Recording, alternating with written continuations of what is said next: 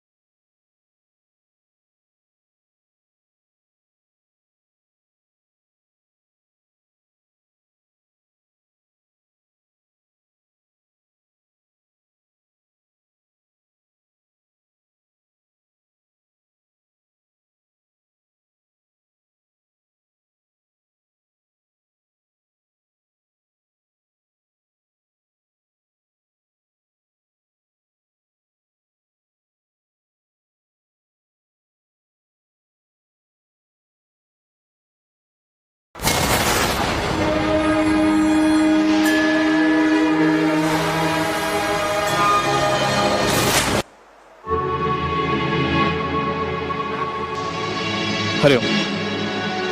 ಹಿಂಭಾಗದಲ್ಲಿರುವಂತಹ ಎಲ್ಲ ಬಂಧುಗಳು ವೇದಿಕೆಯ ಮುಂಭಾಗದಲ್ಲಿರುವ ಆಸನದಲ್ಲಿ ಆಸೀನರಾಗಬೇಕು. ಇನ್ನೇನೇ ಕೆಲವು ಹೊತ್ತಿನಲ್ಲಿ ಕಾರ್ಯಕ್ರಮವನ್ನು ಪ್ರಾರಂಭ ಮಾಡಲಿಕ್ಕಿದ್ದೇವೆ. ದಯವಿಟ್ಟು ಉಪಹಾರವನ್ನು ಸೇವಿಸಿದಂಥ ಎಲ್ಲ ಬಂಧುಗಳು ವೇದಿಕೆಯ ಮುಂಭಾಗದಲ್ಲಿರುವ ಆಸನವನ್ನು ಆಸೀನರಾಗುವಂತೆ ತಮ್ಮಲ್ಲಿ ವಿನಂತಿಯನ್ನು ಮಾಡಿಕೊಳ್ತಿದ್ದೇವೆ. ಅದಾಗಲೇ ಅತಿಥಿ ಅಭ್ಯಾಗತರು ನಮ್ಮನ್ನು ಕೂಡಿಕೊಂಡವರಿದ್ದಾರೆ. ಆದಷ್ಟು ಬೇಗನೆ ತಮ್ಮ ಉಪಸ್ಥಿತಿಯನ್ನು ವೇದಿಕೆಯ ಮುಂಭಾಗದಲ್ಲಿ ಕಾಣಬೇಕಾಗಿ ನಾವು ಇಚ್ಛೆಯನ್ನು ಪಡ್ತಿದ್ದೇವೆ. ಆದಷ್ಟು ಬೇಗನೆ ವೇದಿಕೆಯ ಮುಂಭಾಗದಲ್ಲಿ ಆಸೀನರಾಗುವರೆ ತಮ್ಮಲ್ಲಿ ವಿನಂತಿಯನ್ನು ಮಾಡಿಕೊಳ್ತಾ ಇದ್ದೇವೆ.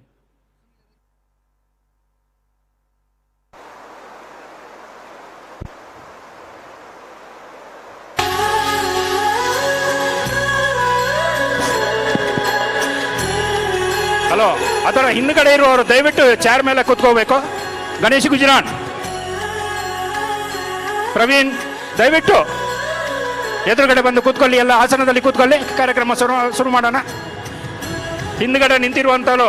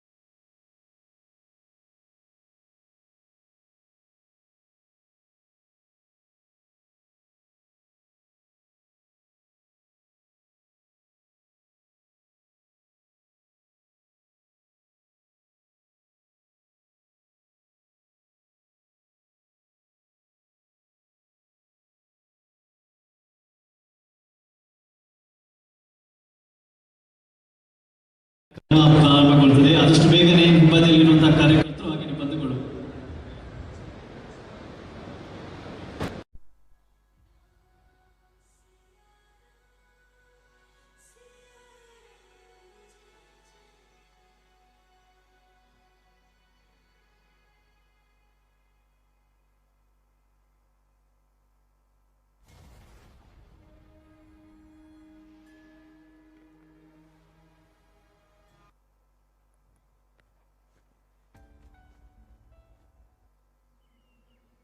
ಹರಿ ಹರಿ ಹರಿ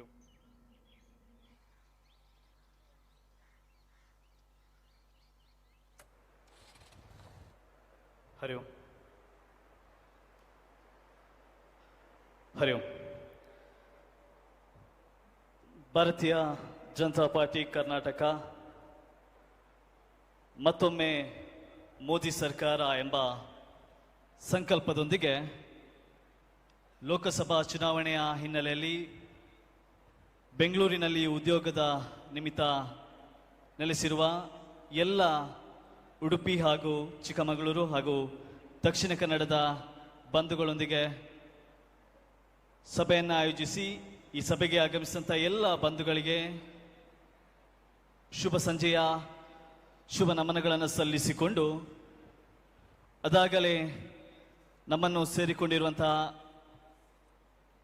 ಅತಿಥಿ ಗಣ್ಯರಿಗೂ ಕೂಡ ಶುಭ ನಮನಗಳನ್ನು ಸಲ್ಲಿಸಿಕೊಂಡು ಈ ಒಂದು ಸಭಾ ಕಾರ್ಯಕ್ರಮದಲ್ಲಿ ನಮ್ಮೊಂದಿಗೆ ಪಾಲ್ಪಡಲಿಕ್ಕಿರುವವರು ಉಡುಪಿ ಚಿಕ್ಕಮಗಳೂರು ಜಿಲ್ಲೆಯ ಅಭ್ಯರ್ಥಿಯಾಗಿ ನೇಮಕಗೊಂಡಿರುವಂತಹ ಶ್ರೀ ಕೋಟಾ ಶ್ರೀನಿವಾಸ್ ಪೂಜಾರಿ, ಹಾಗೆಯೇ ದಕ್ಷಿಣ ಕನ್ನಡದ ಅಭ್ಯರ್ಥಿಯಾಗಿ ನೇಮಕಗೊಂಡಿರುವಂತಹ ಕ್ಯಾಪ್ಟನ್ ಬ್ರಿಜೇಶ್ ಚೌಟ, ಹಾಗೆಯೇ ಕಾರ್ಕಳದ ಜನಪ್ರಿಯ ಶಾಸಕರು, ಕರ್ನಾಟಕದ ಮಾಜಿ ಸಚಿವರಾಗಿರುವಂತಹ ಶ್ರೀ ವಿ ಸುನೀಲ್ ಕುಮಾರ್, ಕಾಪು ವಿಧಾನಸಭಾ ಕ್ಷೇತ್ರದ ಶಾಸಕರಾಗಿರುವಂತಹ ಗುರ್ಮೇಶ್ ಸುರೇಶ್ ಶೆಟ್ಟಿ, ಉಡುಪಿ ವಿಧಾನಸಭೆ ಕ್ಷೇತ್ರದ ಶಾಸಕರಾಗಿರುವಂತಹ ಯಶ್ಪಾಲ್ ಸುವರ್ಣ, ಕುಂದಾಪುರದ ಶಾಸಕರಾಗಿರುವಂತಹ ಕಿರಣ್ ಕುಮಾರ್ ಕೊಡ್ಗಿ, ಹಾಗೆಯೇ ಬೈಂದೂರಿನ ಶಾಸಕರಾಗಿರುವಂತಹ ಗುರುರಾಜ್ ಕಂಠಿಹೊಳೆ, ಬೆಳ್ತಂಗಡಿಯ ಶಾಸಕರಾಗಿರುವಂತಹ ಶ್ರೀ ಹರೀಶ್ ಪೂಂಜಾ,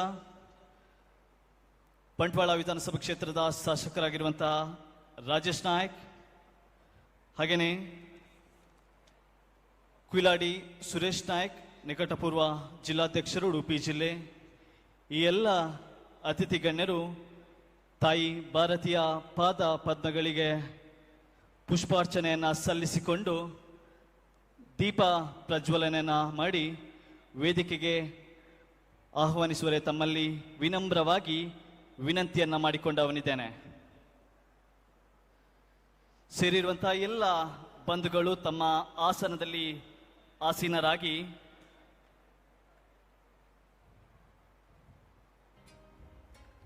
ತಾವೆಲ್ಲರೂ ತಮ್ಮ ಎರಡೂ ಕೈಗಳನ್ನು ಗಗನದೆತ್ತರಕ್ಕೆ ಎತ್ತಿ ಭಾರತ ಮಾತೆಗೆ ಜೈಕಾರವನ್ನು ಕೂಗೋಣ. ಈ ಬಾರಿಯ ಲೋಕಸಭೆ ಚುನಾವಣೆಯಲ್ಲಿ ಇದು ರಾಜಕೀಯದ ಚುನಾವಣೆ ಅಲ್ಲ, ಇದು ತಾಯಿ ಭಾರತೀಯ ಶಕ್ತಿಯನ್ನ ಗಟ್ಟಿಗೊಳಿಸುವಂತಹ ಚುನಾವಣೆ. ಎಲ್ಲರೂ ತಮ್ಮ ಕೈಗಳನ್ನ ಮುಷ್ಟಿ ಹಿಡಿದು ಭಾರತಾಂಬೆಗೆ ಜೈಕಾರವನ್ನ ಕೂಗೋಣ. बोलो भारत माता की, बोलो भारत माता की, बोलो भारत माता की. जय श्री राम, जय श्री राम. श्री नरेंद्र मोदी की, श्री नरेंद्र मोदी की.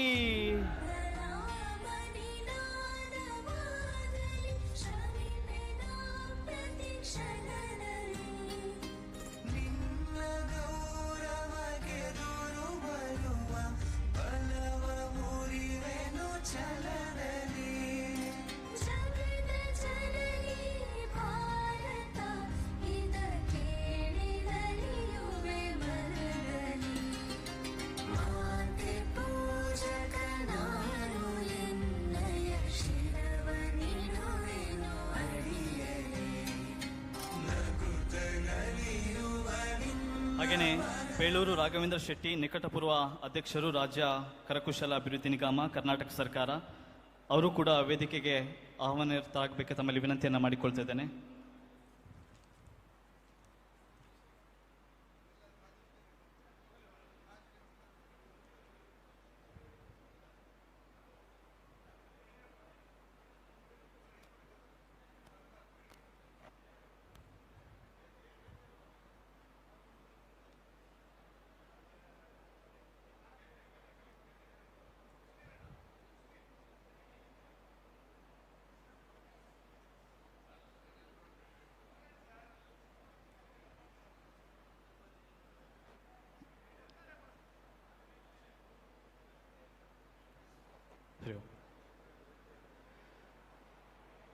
ರತ್ನಾಕರ ದೌದಪದ ಹಿಮಾಲಯ ಕಿರೀಟಿನಿಂ ಬ್ರಹ್ಮರಾಜಶ್ರೀ ರತ್ನಾಢ್ಯಾಂ ಒಂದೇ ಭಾರತ ಮಾತರಂ.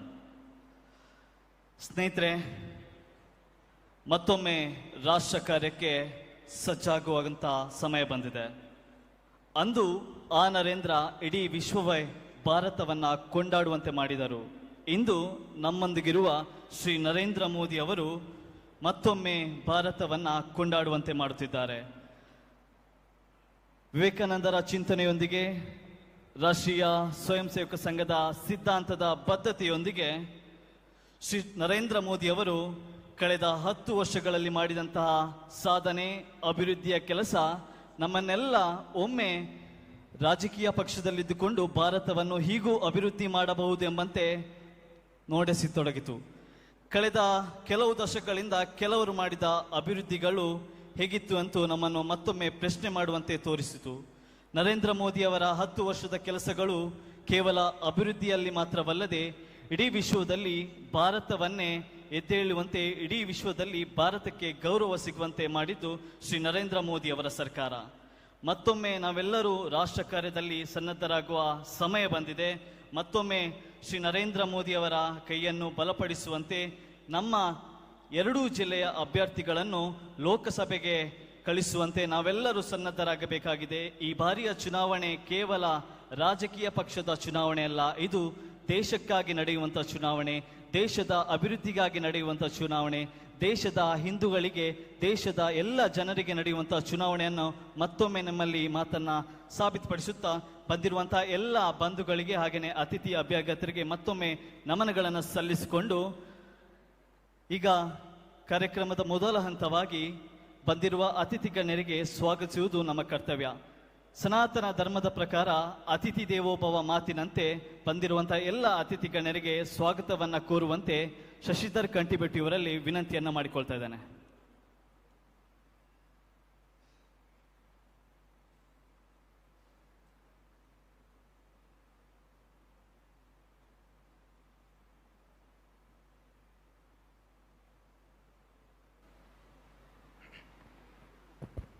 बोलो भारत माता की, बोलो भारत माता की. ಉದ್ಯೋಗ ಹಾಗೂ ವ್ಯವಹಾರದ ನಿಮಿತ್ತ ನಾವೆಲ್ಲರೂ ಕೂಡ ಬೆಂಗಳೂರು ಮತ್ತು ಬೆಂಗಳೂರಿನ ಆಸುಪಾಸಿನಲ್ಲಿ ನೆಲೆಸಿದ್ದೇವೆ. ಉದ್ಯೋಗ ಮತ್ತು ವ್ಯವಹಾರವನ್ನು ಮಾಡ್ತಾ ನಮ್ಮ ತಾಯ್ನಾಡಿನ ಪ್ರತಿಯೊಂದು ಕೆಲಸದಲ್ಲಿ ನಾವೆಲ್ಲರೂ ಭಾಗಿಯಾಗ್ತಾ ಇದ್ದೇವೆ. ಈ ಬಾರಿ ಉಡುಪಿ, ಚಿಕ್ಕಮಗಳೂರು ಮತ್ತು ದಕ್ಷಿಣ ಕನ್ನಡ ಜಿಲ್ಲೆಯ ಲೋಕಸಭಾ ಅಭ್ಯರ್ಥಿಗಳಾದಂತಹ ಕೋಟಾ ಶ್ರೀನಿವಾಸ್ ಪೂಜಾರಿ ಹಾಗೂ ಬ್ರಿಜೇಶ್ ಚೌಟ ಅವರು ನಿಮ್ಮೆಲ್ಲರನ್ನ ಆತ್ಮೀಯವಾಗಿ ಮಾತಾಡಿಸ್ಕೊಂಡು ಹೋಗಬೇಕು ಅಂತ ಹೇಳಿ ಅಲ್ಲಿಂದ ಇಲ್ಲಿವರೆಗೆ ಬಂದಿದ್ದಾರೆ. ಅವರ ಪ್ರೀತಿಗೆ ನಾವೆಲ್ಲರೂ ಕೂಡ ಬಹಳ ಸಂಖ್ಯೆಯಲ್ಲಿ ಇಲ್ಲಿ ಸೇರಿದ್ದೇವೆ. ಇವತ್ತಿನ ಕಾರ್ಯಕ್ರಮದ ಕೇಂದ್ರ ಬಿಂದುಗಳಾಗಿರುವಂತಹ ಕೋಟಾ ಶ್ರೀನಿವಾಸ್ ಪೂಜಾರಿಯವರ ಬಗ್ಗೆ ನಾವು ಹೇಳಬೇಕಾಗಿಲ್ಲ. ಚಿಕ್ಕಂದಿನಿಂದಲೂ ಪಕ್ಷ ಕೊಟ್ಟಂತಹ ಎಲ್ಲ ಜವಾಬ್ದಾರಿಗಳನ್ನು ಯಶಸ್ವಿಯಾಗಿ ನಿರ್ವಹಿಸಿ ಗ್ರಾಮ ಪಂಚಾಯಿತಿಯಿಂದ ವಿಧಾನಸೌಧದವರೆಗೆ ಸದ್ಯ ರಾಷ್ಟ್ರ ರಾಜಕಾರಣದ ಕಡೆಗೂ ಕೂಡ ದಾಪುಗಾಲನ್ನು ನೀಡ್ತಾ ಇದ್ದಾರೆ. ಅವರಿಗೆ ನಿಮ್ಮೆಲ್ಲರ ಪರವಾಗಿ ಹೃತ್ಪೂರ್ವಕವಾದಂತಹ ಸ್ವಾಗತವನ್ನು ಕೋರ್ತಾ ಇದ್ದೇನೆ.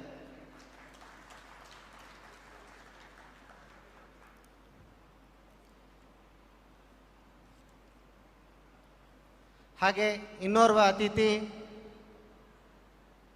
ಸೇನೆಯಲ್ಲಿ 8 ವರ್ಷ ಸೇವೆಯನ್ನು ಸಲ್ಲಿಸಿ ಶತ್ರುಗಳನ್ನು ಎದೆಗಾರಿಕೆಯಿಂದ ಹಿಮ್ಮೆಟ್ಟಿಸಿ ಇವತ್ತು ಸಮಾಜದ ಎಲ್ಲ ಜನರ ಜೊತೆ ಬೆರೆತು ಎಲ್ಲರ ಕಷ್ಟ ಸುಖಗಳಿಗೆ ನಾನು ನಿಮ್ಮ ಜೊತೆ ಇದ್ದೇನೆ ಅಂತ ಹೇಳ್ತಾ ಈ ಬಾರಿಯ ದಕ್ಷಿಣ ಕನ್ನಡದ ಲೋಕಸಭಾ ಚುನಾವಣೆಯಲ್ಲಿ ಸ್ಪರ್ಧೆಯನ್ನು ಮಾಡ್ತಾ ಅದರ ಪರವಾಗಿ ಅವರು ಇವತ್ತು ನಮ್ಮ ಜೊತೆ ಬಂದಿದ್ದಾರೆ.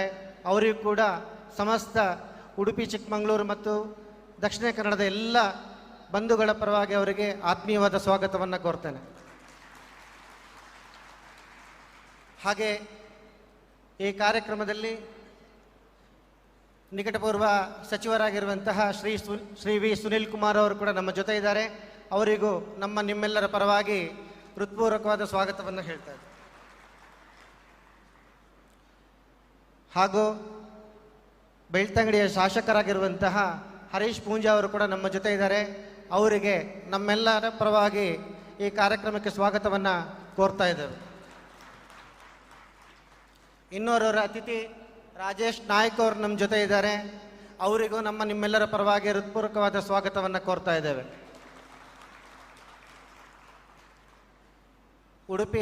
ಉಡುಪಿ ಕ್ಷೇತ್ರದ ಯಶ್ಪಾಲ್ ಸುವರ್ಣ ಅವರು ಕೂಡ ನಮ್ಮ ಜೊತೆ ಇದ್ದಾರೆ. ಅವರಿಗೂ ನಿಮ್ಮೆಲ್ಲರ ಪರವಾಗಿ ಹೃತ್ಪೂರ್ವಕ ಸ್ವಾಗತವನ್ನು ಕೋರ್ತಾ ಇದ್ದೇನೆ. ಗುರುಮೇಶ್ ಸುರೇಶ್ ಶೆಟ್ಟರವರು ನಮ್ಮ ಜೊತೆ ಈ ಕಾರ್ಯಕ್ರಮಕ್ಕೆ ಆತ್ಮೀಯವಾಗಿ ಜೊತೆಗೂಡಿ ನಿರಂತರವಾಗಿ ನಮ್ಮ ಎಲ್ಲ ಚಟುವಟಿಕೆಗಳಿಗೂ ಕೂಡ ಅವರು ಸ್ಪಂದನೆಯನ್ನು ಮಾಡ್ತಾ ಇವತ್ತು ನಮ್ಮ ಕಾರ್ಯಕ್ರಮದಲ್ಲಿ ಭಾಗಿಯಾಗಿದ್ದಾರೆ. ಅವರಿಗೂ ಕೂಡ ನಿಮ್ಮೆಲ್ಲರ ಪರವಾಗಿ ಸ್ವಾಗತವನ್ನು ಕೋರ್ತಾ ಇದ್ದೇನೆ. ಅದೇ ರೀತಿ ಬರಿಗಾಲಿನ ಸಂತ ಬೈಂದೂರಿನ ಶಾಸಕರು ಕೂಡ ನಮ್ಮ ಈ ಕಾರ್ಯಕ್ರಮಕ್ಕೆ ಆತ್ಮೀಯವಾಗಿ ಆಗಮಿಸಿ ನಮ್ಮ ಜೊತೆ ಇದ್ದಾರೆ. ಅವರಿಗೂ ಕೂಡ ನಿಮ್ಮೆಲ್ಲರ ಪರವಾಗಿ ಹೃತ್ಪೂರ್ವಕ ಸ್ವಾಗತವನ್ನು ಕೋರ್ತಾ ಇದ್ದೇನೆ. ಅದೇ ರೀತಿ ಕುಂದಾಪುರದ ಶಾಸಕರಾಗಿರುವಂತಹ ಕಿರಣ್ ಕೋಡ್ಗಿಯವರು ನಮ್ಮ ಜೊತೆ ಇದ್ದಾರೆ. ಅವರಿಗೆ ನಿಮ್ಮೆಲ್ಲರ ಪರವಾಗಿ ಹೃತ್ಪೂರ್ವಕವಾದ ಸ್ವಾಗತವನ್ನು ಕೋರ್ತಾ ಇದ್ದೇನೆ. ನಮ್ಮ ಉಡುಪಿ ಜಿಲ್ಲೆಯ ನಿಕಟಪೂರ್ವ ಅಧ್ಯಕ್ಷರಾಗಿರುವಂತಹ ಸುರೇಶ್ ಕುಯಿಲಾಡಿ ಅವರು ನಮ್ಮ ಜೊತೆ ಇದ್ದಾರೆ. ಅವರಿಗೂ ಕೂಡ ನಿಮ್ಮೆಲ್ಲರ ಪರವಾಗಿ ಸ್ವಾಗತವನ್ನು ಕೋರ್ತಾ ಇದ್ದೇನೆ. ಅದೇ ರೀತಿ ರಾಘವೇಂದ್ರ ಶೆಟ್ಟಿಯವರು ನಮ್ಮ ಜೊತೆ ಈ ಕಾರ್ಯಕ್ರಮಕ್ಕೆ ಆತ್ಮೀಯವಾಗಿ ಆಗಮಿಸಿದ್ದಾರೆ. ಅವರಿಗೂ ನಿಮ್ಮೆಲ್ಲರ ಪರವಾಗಿ ಆತ್ಮೀಯ ಸ್ವಾಗತವನ್ನು ಕೋರ್ತಾ ಇದ್ದೇನೆ. ಇವತ್ತಿನ ಈ ಕಾರ್ಯಕ್ರಮಕ್ಕೆ ಬಹಳ ತುರ್ತು 8 ದಿನದಲ್ಲಿ ನಾವು ಈ ಕಾರ್ಯಕ್ರಮವನ್ನು ತಯಾರಿ ಮಾಡಬೇಕಾದಂಥ ಅನಿವಾರ್ಯತೆ ಬಂತು. ಆದರೂ ಸಹಿತ ವಾರದ ಕೊನೆಯ ದಿನವಾದರೂ ನಮ್ಮೆಲ್ಲರ ಕೆಲವರು ಕೆಲಸದಲ್ಲಿ ಬ್ಯುಸಿ ಇದ್ದ ಕಾರಣಕ್ಕೋಸ್ಕರ ಆದರೂ ತಮ್ಮ ಸಮಯವನ್ನು ಈ ಕಾರ್ಯಕ್ರಮಕ್ಕೋಸ್ಕರ ಮೀಸಲಿಟ್ಟು ಈ ಕಾರ್ಯಕ್ರಮಕ್ಕೆ ನಾವು ಹೇಳಿದ ಸಮಯಕ್ಕಿಂತಲೂ ನಿಗದಿತ ಸಮಯಕ್ಕಿಂತ ಮುಂಚಿತವಾಗಿ ಆಗಮಿಸಿ ನಮಗೆಲ್ಲರಿಗೂ ಸಹಕಾರವನ್ನು ನೀಡಿದ್ದೀರಿ. ನಿಮಗೆಲ್ಲರಿಗೂ ನನ್ನ ಆತ್ಮೀಯವಾದಂಥ ಸ್ವಾಗತವನ್ನು ಕೋರ್ತಾ ನೇರ ಸಂದರ್ಶನವನ್ನು ಕೂಡ ಇದರಲ್ಲಿ ಮಾಡ್ತಾ ಇದ್ದಾರೆ. ಅವರಿಗೂ ಕೂಡ ನಿಮ್ಮೆಲ್ಲರ ಪರವಾಗಿ ಸ್ವಾಗತವನ್ನು ಹೇಳ್ತಾ ನನ್ನ ಈ ಸ್ವಾಗತ ಭಾಷಣವನ್ನು ಮುಗಿಸ್ತೇನೆ.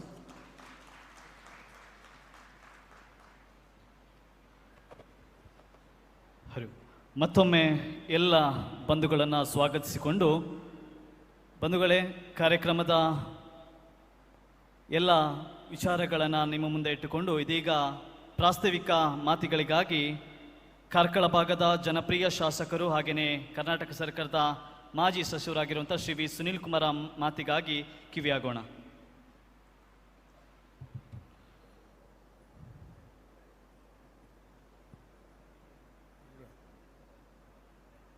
ಸಮಾರಂಭದ ವೇದಿಕೆ ಮೇಲೆ ಉಪಸ್ಥಿತರಿರುವಂತಹ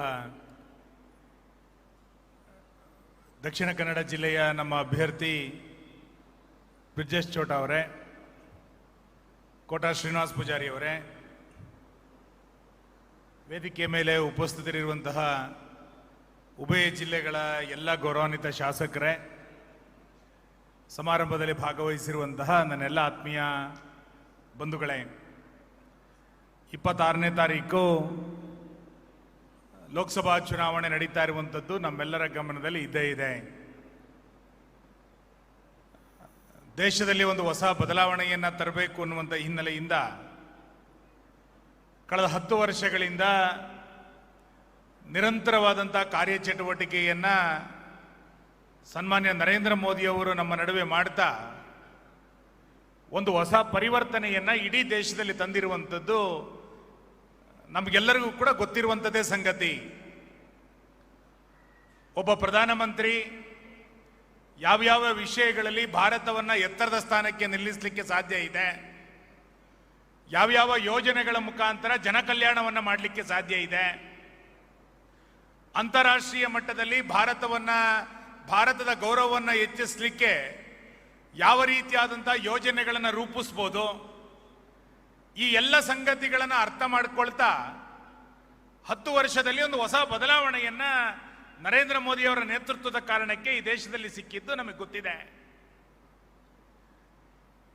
ನಾನು ತುಂಬ ಕಡೆಗಳಲ್ಲಿ ಹೇಳ್ತಾ ಇದ್ದೇನೆ, ಯಾವ್ಯಾವ ಸಣ್ಣ ಸಣ್ಣ ಸಂಗತಿಗಳ ಬಗ್ಗೆ ನರೇಂದ್ರ ಮೋದಿಯವರು ಗಮನವನ್ನು ಕೊಟ್ಟರು ಅಂತ.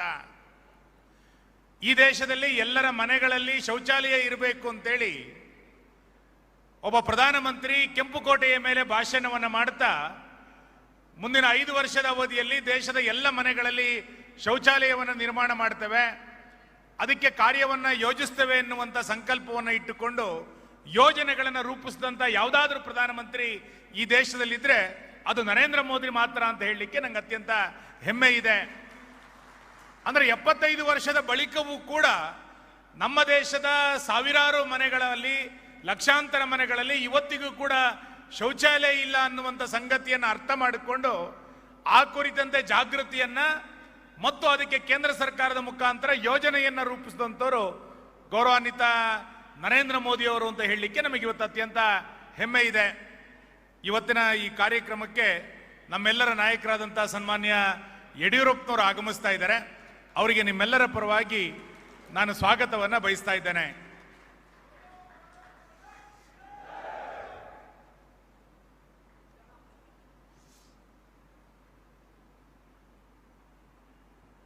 ಭಾರತ್ ಮಾತಾ ಕಿ, ಭಾರತ್ ಮಾತಾ ಕಿ.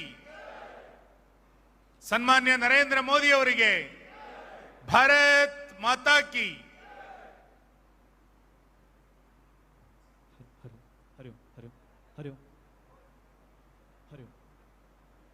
ಹರಿ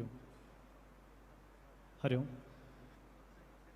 ಕರ್ನಾಟಕ ಸರ್ಕಾರದ ಮಾಜಿ ಮುಖ್ಯಮಂತ್ರಿಗಳು ಶ್ರೀ ಯಡಿಯೂರಪ್ಪ ಇವರನ್ನು ಎಲ್ಲರ ಪರವಾಗಿ ಈ ಒಂದು ಕಾರ್ಯಕ್ರಮಕ್ಕೆ ಆತ್ಮೀಯವಾಗಿ ಸ್ವಾಗತ ಮಾಡ್ತಾ ಇದ್ದೇವೆ. ಹಾಗೆಯೇ ಉಡುಪಿ ಚಿಕ್ಕಮಗಳೂರು ಜಿಲ್ಲೆಯ ಅಭ್ಯರ್ಥಿ ಆಗಿರುವಂಥ ಕೋಟಾ ಶ್ರೀನಿವಾಸ್ ಪೂಜಾರಿ ಅವರನ್ನು, ಹಾಗೆಯೇ ಭರತ್ ಶೆಟ್ಟಿಯವರನ್ನು, ಹಾಗೆಯೇ ವೇದವಾಸ್ ಕಾಮತಿಯವರನ್ನು ಕಾರ್ಯಕ್ರಮಕ್ಕೆ ಆತ್ಮೀಯವಾಗಿ ಸ್ವಾಗತವನ್ನು ಮಾಡ್ತಾ ಇದ್ದೇನೆ.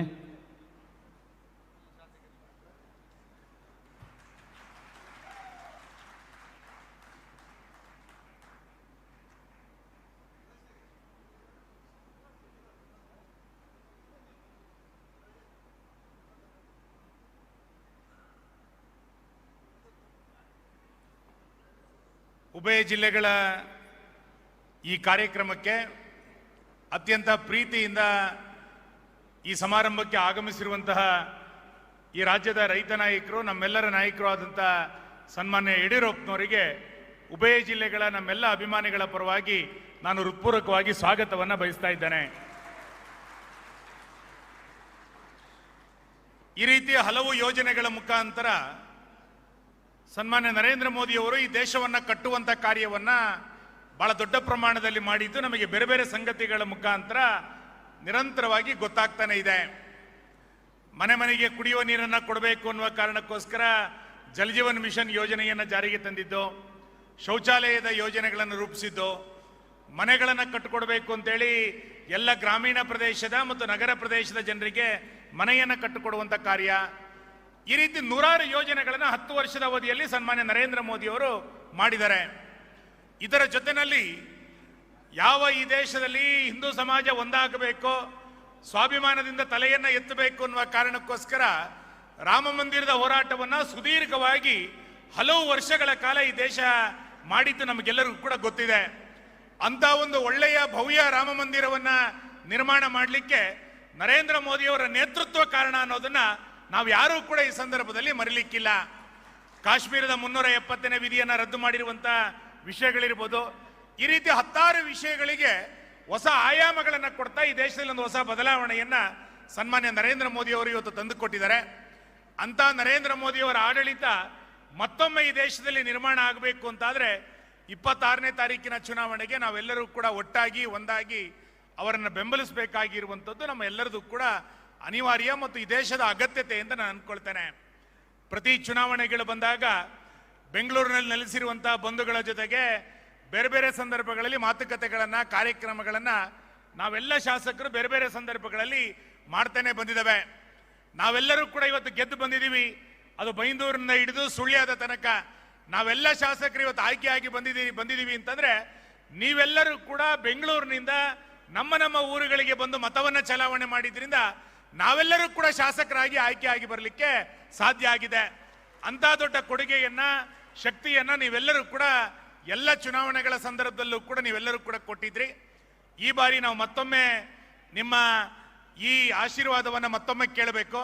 ನಮ್ಮ 2 ಜನ ಅಭ್ಯರ್ಥಿಗಳನ್ನ, ಸನ್ಮಾನ್ಯ ಉಡುಪಿಯ ಅಭ್ಯರ್ಥಿ ಶ್ರೀನಿವಾಸ್ ಪೂಜಾರಿ ಅವರನ್ನ ಮತ್ತು ಬ್ರಿಜೇಶ್ ಚೌಟಾ ಅವರನ್ನ ನಾವು ಮತ್ತೊಮ್ಮೆ ಈ ವರ್ಷ 2 ಚುನಾವಣೆಗೆ 2 ಕ್ಷೇತ್ರಗಳಲ್ಲಿ ಆಯ್ಕೆಯನ್ನು ಮಾಡಬೇಕಾಗಿದೆ. ಆ ಹಿನ್ನೆಲೆಯಲ್ಲಿ ಇಲ್ಲಿ ಬಂದಿರುವಂತ ನಿಮ್ಮಗಳ ಶಕ್ತಿ ಬಹಳ ದೊಡ್ಡದು. ನೀವು ಕೇವಲ 26ನೇ ತಾರೀಕು ಮತವನ್ನ ಹಾಕ್ಲಿಕ್ಕೆ ಮಾತ್ರ ಬರೋದಲ್ಲ, ನೀವು ನಿಮ್ಮ ಮನೆಗಳಿಗೆ, ಮನೆಯ ಹಿರಿಯರಿಗೆ ನಿಮ್ಮ ಗೆಳೆತನದಲ್ಲಿರುವಂಥ ಬಂಧುಗಳಿಗೆ, ನಿಮ್ಮ ನೆಂಟರಿಷ್ಟರಿಗೆ ನೀವೆಲ್ಲರೂ ಕೂಡ ಒಂದೊಂದು ಫೋನ್ಗಳನ್ನು ಮಾಡಿದರೆ ಅದು ಹೊಸ ಬದಲಾವಣೆಯನ್ನು ತರಲಿಕ್ಕೆ ಖಂಡಿತ ಸಾಧ್ಯ ಆಗುತ್ತೆ. ಆ ಕಾರಣವನ್ನು ಬೆಂಗಳೂರಿನಲ್ಲಿರುವಂಥ ನಮ್ಮೆಲ್ಲ ಬಂಧುಗಳು ಬಹಳ ದೊಡ್ಡ ಪ್ರಮಾಣದಲ್ಲಿ ನೀವೆಲ್ಲರೂ ಕೂಡ ಈ ಹಿಂದೆನೂ ಕೂಡ ಮಾಡಿದ್ರಿ. ಈ ಬಾರಿಯ ಚುನಾವಣೆಯಲ್ಲಿಯೂ ಕೂಡ ಮಾಡೋದ್ರ ಮುಖಾಂತರ ಮೋದಿಯನ್ನ ಮತ್ತೊಮ್ಮೆ ಗೆಲ್ಲಿಸ್ಕೊಡ್ಬೇಕು ಅನ್ನುವಂಥ ವಿನಂತಿಯನ್ನು ನಾನು ಈ ಸಂದರ್ಭದಲ್ಲಿ ಮಾಡ್ತೇವೆ. ಈಗಾಗಲೇ ನಮ್ಮ 2 ಜನ ಅಭ್ಯರ್ಥಿಗಳು ನಾಮಪತ್ರದ ಸಲ್ಲಿಕೆಯ ಕಾರ್ಯಕ್ರಮವನ್ನು ಮುಗಿಸಿದ್ದಾರೆ. ಚುನಾವಣಾ ಪ್ರಚಾರದ ಕಾರ್ಯಗಳು ಬಹಳ ದೊಡ್ಡ ಪ್ರಮಾಣದಲ್ಲಿ ನಡೀತಾ ಇದೆ.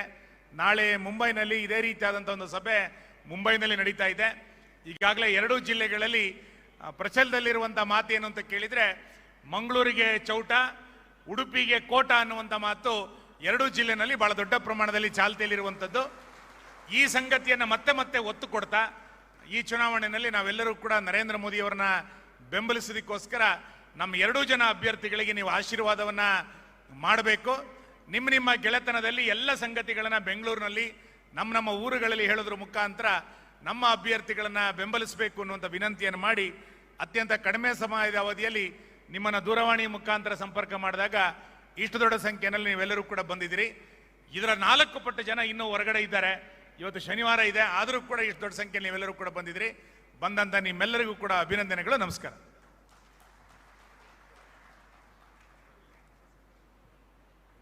ಧನ್ಯವಾದಗಳು ಸುನಿಲ್ ಕುಮಾರ್ ಅವರ ಮಾತಿಗಾಗಿ.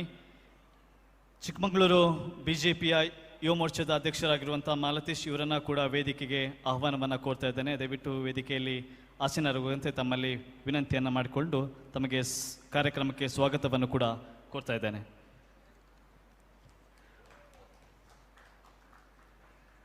ಉಡುಪಿ ಚಿಕ್ಕಮಗಳೂರು ಜಿಲ್ಲೆಯ ಅಭ್ಯರ್ಥಿಯಾಗಿ ಕೋಟಾ ಶ್ರೀನಿವಾಸ್ ಪೂಜಾರಿ, ಹಾಗೆಯೇ ದಕ್ಷಿಣ ಕನ್ನಡದ ಜಿಲ್ಲೆಯ ಅಭ್ಯರ್ಥಿಯಾಗಿ ಕ್ಯಾಪ್ಟನ್ ಬ್ರಿಜೇಶ್ ಚೌಟ ಈ ಬಾರಿಯ ಲೋಕಸಭಾ ಚುನಾವಣೆಯಲ್ಲಿ ಭಾರತೀಯ ಜನತಾ ಪಾರ್ಟಿಯ ಅಭ್ಯರ್ಥಿಗಳಿಗಾಗಿ ನಮ್ಮ ಮುಂದೆ ಇದ್ದಾರೆ. ಈ 2 ಅಭ್ಯರ್ಥಿಗಳನ್ನು ಈಗ ಅವರ ಒಂದು ಗೆಲುವಿಗಾಗಿ ನಮ್ಮೆಲ್ಲರ ಕಾರ್ಯಕರ್ತರ ಪರವಾಗಿ ಅವರನ್ನು ಪ್ರೋತ್ಸಾಹ ನೀಡುವ ದೃಷ್ಟಿಯಲ್ಲಿ, ಅವರಿಗೆ ಇನ್ನಷ್ಟು ಬಲವನ್ನು ನೀಡುವ ದೃಷ್ಟಿಯಲ್ಲಿ ಕಾರ್ಯಕರ್ತರೇ ಆಯೋಜಿಸಿದಂತಹ ಅವರಿಗೊಂದು ಮಾಲಾರ್ಪಣೆಯನ್ನು ಮಾಡಲಿಕ್ಕೆ ಕಾರ್ಯಕರ್ತರು ಆಯೋಜನೆಯನ್ನು ಮಾಡಿದ್ದಾರೆ. ಅದನ್ನು ವೇದಿಕೆಯಲ್ಲಿರುವಂತಹ ಕರ್ನಾಟಕ ಸರ್ಕಾರದ ಮಾಜಿ ಮುಖ್ಯಮಂತ್ರಿಗಳಾದಂತಹ ಯಡಿಯೂರಪ್ಪನವರು ಹಾಗೆಯೇ ಎಲ್ಲ ಶಾಸಕ ಬಂಧುಗಳು ಅದನ್ನು ನೆರವೇರಿಸುವಂತೆ ತಮ್ಮಲ್ಲಿ ವಿನಂತಿಯನ್ನು ಮಾಡಿಕೊಳ್ತಾ ಇದ್ದೇನೆ. ಕೋಟಾ ಶ್ರೀನಿವಾಸ್ ಪೂಜಾರಿ ಹಾಗೆಯೇ ಕ್ಯಾಪ್ಟನ್ ಬ್ರಿಜೇಶ್ ಚೌಟ ಈ ಬಾರಿಯ ಚುನಾವಣೆಯಲ್ಲಿ ಬಹುಮತದ ಅಂತರದಿಂದ ಗೆದ್ದು ಲೋಕಸಭೆಯನ್ನು ಪ್ರವೇಶಿಸಬೇಕು.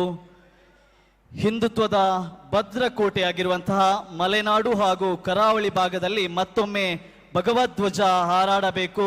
ಅದೇ ವಿಜಯ ಪತಾಕೆ ಭದ್ರಕೋಟೆಯಲ್ಲಿ ಮತ್ತೊಮ್ಮೆ ರಾರಾಜಿಸಬೇಕು ಅನ್ನುವ ದೃಷ್ಟಿಯಿಂದ ಈ ಮಾಲಾರ್ಪಣೆಯನ್ನು ಮಾಡಿಕೊಂಡು ನಿಮ್ಮೆಲ್ಲರ ಕರತಾಳದ ಮುಖೇನ ಅವರಿಗೆ ಇನ್ನಷ್ಟು ಶಕ್ತಿಯನ್ನು ಕೊಡಲಿ, ಅವರ ಗೆಲುವಿಗೆ ಇನ್ನಷ್ಟು ಸ್ಫೂರ್ತಿಯನ್ನು ನೀಡಲಿ ಅನ್ನುವ ದೃಷ್ಟಿಯಿಂದ ಮತ್ತೊಮ್ಮೆ ಭಾರತಾಂಬೆಗೆ ಜೈಕಾರವನ್ನು ಹಾಕೋಣ. ಬಲೋ ಭಾರತ್ ಮಾತಾ ಕಿ, ಬಲೋ ಭಾರತ್ ಮಾತಾ ಕಿ. ಧನ್ಯವಾದಗಳು.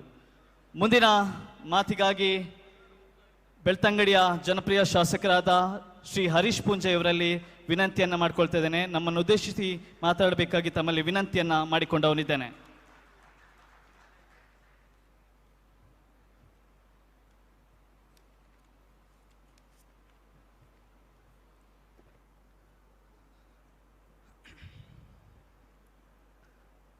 ದಕ್ಷಿಣ ಕನ್ನಡ ಉಡುಪಿಯ ಬಂಧುಗಳ ಈ ಕಾರ್ಯಕ್ರಮದ ವೇದಿಕೆಯಲ್ಲಿ ಉಪಸ್ಥಿತರಿರ್ತಕ್ಕಂಥ ರಾಜ್ಯದ ರೈತ ನಾಯಕರು, ಭಾರತೀಯ ಜನತಾ ಪಾರ್ಟಿಯ ಶಕ್ತಿ ಆಗಿರ್ತಕ್ಕಂಥ ಹಿರಿಯರಾಗಿರ್ತಕ್ಕಂಥ BS ಯಡಿಯೂರಪ್ಪಜಿ ಅವರೇ, ನಮ್ಮೆರಡು ಲೋಕಸಭಾ ಕ್ಷೇತ್ರದ ನೂತನ ಅಭ್ಯರ್ಥಿಗಳಾಗಿರ್ತಕ್ಕಂಥ ಕ್ಯಾಪ್ಟನ್ ಬ್ರಿಜೇಶ್ ಚೌಟ ಅವರೇ, ಕೋಟಾ ಶ್ರೀನಿವಾಸ್ ಪೂಜಾರಿ ಅವರೇ, ರಾಜ್ಯ ಭಾರತೀಯ ಜನತಾ ಪಾರ್ಟಿಯ ಪ್ರಧಾನ ಕಾರ್ಯದರ್ಶಿಗಳಾಗಿರ್ತಕ್ಕಂಥ ವಿ ಸುನಿಲ್ ಕುಮಾರ್ ಅವರೇ, ಉಭಯ ಜಿಲ್ಲೆಗಳ ಎಲ್ಲ ಶಾಸಕ ಮಿತ್ರರುಗಳೇ, ವೇದಿಕೆಯಲ್ಲಿರ್ತಕ್ಕಂಥ ಗಣ್ಯರೇ, ಸೇರಿರ್ತಕ್ಕಂಥ ಎಲ್ಲ ಸಜ್ಜನ ಬಂಧುಗಳೇ, ಇವತ್ತು ನನಗಂತೂ ಬಹಳ ಖುಷಿಯಾಗಿದೆ. ನಾವು 2023ರ ಚುನಾವಣೆ, 2018ರ ಚುನಾವಣೆಯ ಮೊದಲು ನಮ್ಮ ವಿಧಾನಸಭಾ ಕ್ಷೇತ್ರದ ಬಂಧುಗಳೊಟ್ಟಿಗೆ ಬೆಂಗಳೂರಿನಲ್ಲಿ ಒಂದು ಸಭೆಗಳನ್ನು, ಒಂದು ಸಮಾಲೋಚನೆಗಳನ್ನು ನಡೆಸ್ತಾ ಇದ್ವಿ. ಆದರೆ ಈ ಬಾರಿ ಮೋದಿಯವರನ್ನು 3ನೇ ಬಾರಿಗೆ ಈ ದೇಶದ ಪ್ರಧಾನಮಂತ್ರಿ ಮಾಡಬೇಕೆನ್ನುವಂಥ ಸಂಕಲ್ಪಕ್ಕೋಸ್ಕರ ಅವತ್ತಿನ ಅವಿಭಜಿತ ದಕ್ಷಿಣ ಕನ್ನಡ ಜಿಲ್ಲೆಯ ಬಂಧುಗಳು ಇವತ್ತು ಮತ್ತೊಮ್ಮೆ 3ನೇ ಬಾರಿ ನರೇಂದ್ರ ಮೋದಿಯವರನ್ನು ಗೆಲ್ಲಿಸುವ ಸಲುವಾಗಿ ಬೆಂಗಳೂರಿನಲ್ಲಿ ಒಂದಾಗಿದ್ದೇವೆ. ಆ ಕಾರ್ಯಕ್ರಮದಲ್ಲಿ ನಾನು ಭಾಗಿಯಾಗಿದ್ದೇನೆ ಎನ್ನುವಂಥ ಸಂತೋಷ ಇವತ್ತು ನನಗೆ ಆಗ್ತಾ ಇದೆ. ಇವತ್ತು ಭಾರತೀಯ ಜನತಾ ಪಾರ್ಟಿ ಈ ದೇಶಕ್ಕೆ ಯಾಕೆ ಬೇಕು ಎನ್ನುವಂತಹ ಪ್ರಶ್ನೆಗಳು ನಮ್ಮ ದಿನನಿತ್ಯದ ಜೀವನದ ಸಂದರ್ಭದಲ್ಲಿ ಅನೇಕ ನಮ್ಮ ಸಹೋದ್ಯೋಗಿಗಳು, ಅನೇಕ ನಮ್ಮ ಮಿತ್ರರುಗಳು ನಮ್ಮನ್ನು ಪ್ರಶ್ನೆ ಮಾಡಿದಾಗ ನಾವು ಅನೇಕ ರೀತಿಯಾಗಿರ್ತಕ್ಕಂಥ ಉತ್ತರಗಳನ್ನು ಕೊಡ್ತೇವೆ. ಅದರಲ್ಲಿ ಪ್ರಮುಖವಾಗಿರ್ತಕ್ಕಂಥ ಅಂಶ ಯಾವುದು ಅಂತ ಕೇಳಿದರೆ ದೇಶದ ಸುರಕ್ಷತೆ. ಈ ದೇಶದ ಸುರಕ್ಷತೆಗೆ ಬಿಜೆಪಿ ಬೇಕು. ಅಕ್ಷರ ಧಾಮದ ಮೇಲೆ ದಾಳಿ ನಡೆದಾಗ ಅದರ ಹಿಂದೆ ಭಯೋತ್ಪಾದಕರ ಕೈ ಇತ್ತು ಎನ್ನುವಂಥದ್ದು ನಮಗೆಲ್ಲರಿಗೂ ಗೊತ್ತಿತ್ತು. ದೆಹಲಿಯ ಕನಾಟ್ ಪ್ಲೇಸ್ನಲ್ಲಿ ಬಾಂಬ್ ಬ್ಲಾಸ್ಟ್ ಆದಾಗ ಅದರ ಹಿಂದೆ ಭಯೋತ್ಪಾದಕರ ಕೈ ಇತ್ತು ಎನ್ನುವಂಥದ್ದನ್ನು ನಾವು ತಿಳ್ಕೊಂಡ್ವಿ. ಮುಂಬೈ ದಾಳಿಯಲ್ಲಿಯೂ ಭಯೋತ್ಪಾದಕರ ಕೈ ಇತ್ತು. ಬೆಂಗಳೂರಿನಲ್ಲಿ ನಡೆದಂಥ ಬಾಂಬ್ ಸ್ಫೋಟದಲ್ಲೂ ಭಯೋತ್ಪಾದಕರ ಕೈ ಇತ್ತು. 2014ರ ಮೊದಲು ಸ್ವಲ್ಪ ಯೋಚನೆ ಮಾಡಬೇಕು. 2014ರ ಮೊದಲು ಈ ದೇಶದಲ್ಲಿ ನಡೆದಿರ್ತಕ್ಕಂಥ ಭಯೋತ್ಪಾದಕ ಕೃತ್ಯದಲ್ಲಿ ಯಾರ ಕೈ ಇತ್ತು ಅಂತ ಹೇಳಿದ್ರೆ ಭಯೋತ್ಪಾದಕರ ಕೈ ಇತ್ತು ಅಂತ ಹೇಳುವಂಥದ್ದನ್ನು ಪತ್ರಿಕೆಗಳು, ಸಾಮಾಜಿಕ ಜಾಲತಾಣಗಳು, NIAಗಳಿರ್ಬೋದು, ಈ ಸರ್ವೇ ಸಾಮಾನ್ಯವಾಗಿ ಈ ದೇಶದ ಜನರ ಬಾಯಿಯಲ್ಲಿ ಆಡ್ತಕ್ಕಂಥ ಮಾತುಗಳಾಗಿತ್ತು.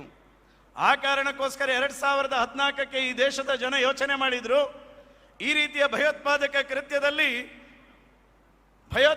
ಕೃತ್ಯವನ್ನು, ಬಾಂಬ್ ಸ್ಫೋಟವನ್ನು ಭಯೋತ್ಪಾದಕರ ಕೈ ಇದರ ಹಿಂದೆ ಇದೆ ಎನ್ನುವಂಥದ್ದನ್ನು ಅರಿತುಕೊಂಡು 2014ರ ಚುನಾವಣೆಯಲ್ಲಿ ಈ ದೇಶದಲ್ಲಿ ಕೈಯನ್ನು ತೊಳಗಿಸ್ತಕ್ಕಂಥ ಕೆಲಸವನ್ನು ಈ ದೇಶದ ಜನ ಮಾಡಿದ್ರು. ಆ ಕಾರಣಕ್ಕೋಸ್ಕರ ಭಾರತೀಯ ಜನತಾ ಪಾರ್ಟಿ ಮತ್ತೊಮ್ಮೆ ಅಧಿಕಾರಕ್ಕೆ ಬಂತು. ನರೇಂದ್ರ ಮೋದಿ ಅವರು ಈ ದೇಶದ ಪ್ರಧಾನಮಂತ್ರಿ ಆದರು. ಪ್ರಾಯಶಃ 2014ರಿಂದ 2024ರವರೆಗೆ ಭಯೋತ್ಪಾದನೆಯನ್ನು ಹುಟ್ಟಡಗಿಸ್ತಕ್ಕಂಥ ಕೆಲಸವನ್ನು ಮಾಡಿದ ಎದೆಗಾರಿಕೆ ಇದ್ರೆ ಅದು ಸನ್ಮಾನ್ಯ ನರೇಂದ್ರ ಮೋದಿ ಅವರ ಸರ್ಕಾರಕ್ಕೆ, ಸನ್ಮಾನ್ಯ ನರೇಂದ್ರ ಮೋದಿ ಅವರ ಭಾರತೀಯ ಜನತಾ ಪಾರ್ಟಿಯ ಸರ್ಕಾರಕ್ಕೆ. ಪ್ರಾಯಶಃ ನಾವು ಯೋಚನೆ ಮಾಡಬೇಕು.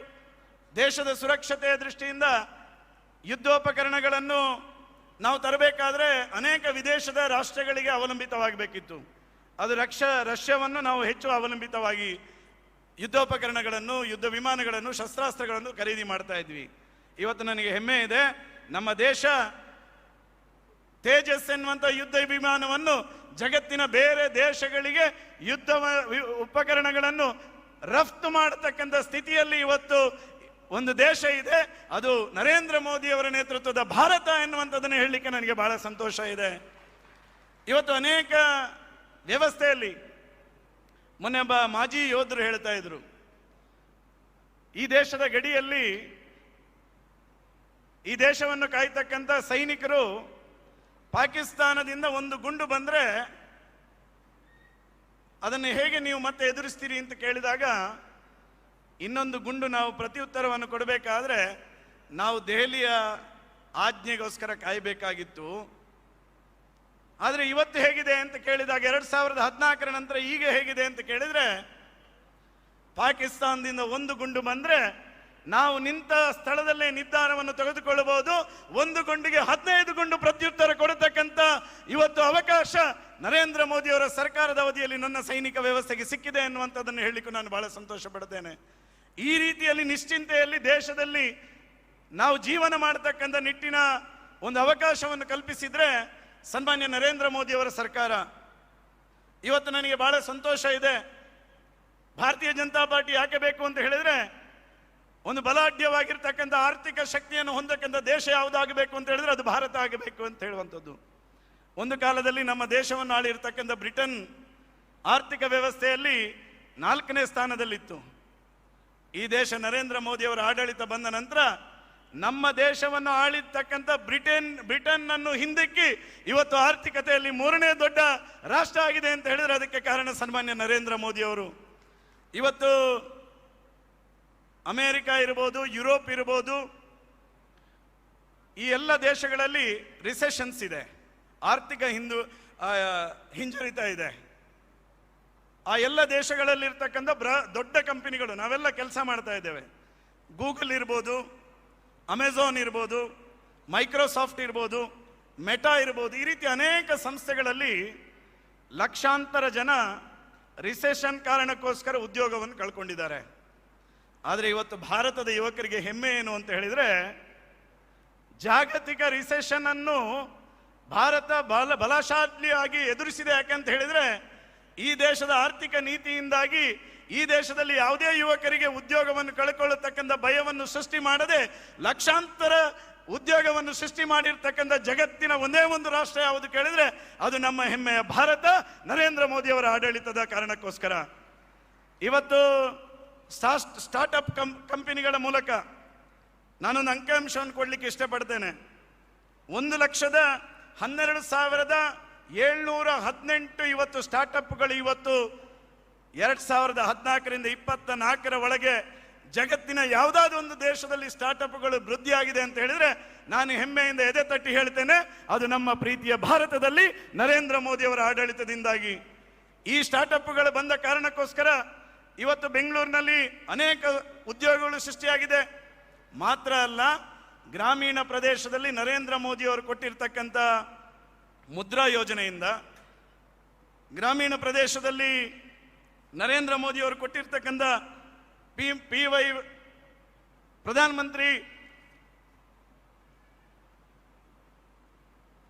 PMEGP ಯೋಜನೆಯ ಮೂಲಕ ಇವತ್ತು ಗ್ರಾಮೀಣ ಪ್ರದೇಶದ ಅನೇಕ ಯುವಕರಿಗೆ ಉದ್ಯೋಗವನ್ನು ಕೊಡತಕ್ಕಂಥ ಕೃಷಿ ಕೆಲಸವನ್ನು, ಕೋಟ್ಯಾಂತರ ಯುವಕರಿಗೆ ಉದ್ಯೋಗ ಸೃಷ್ಟಿಯ ಕೆಲಸವನ್ನು, ಆ ಸದೃಢತೆಯನ್ನು ತಂದುಕೊಡತಕ್ಕಂಥ ಕೆಲಸವನ್ನು ಇವತ್ತು ನರೇಂದ್ರ ಮೋದಿ ಅವರ ಸರ್ಕಾರ ಮಾಡಿರ್ತಕ್ಕಂಥದ್ದು.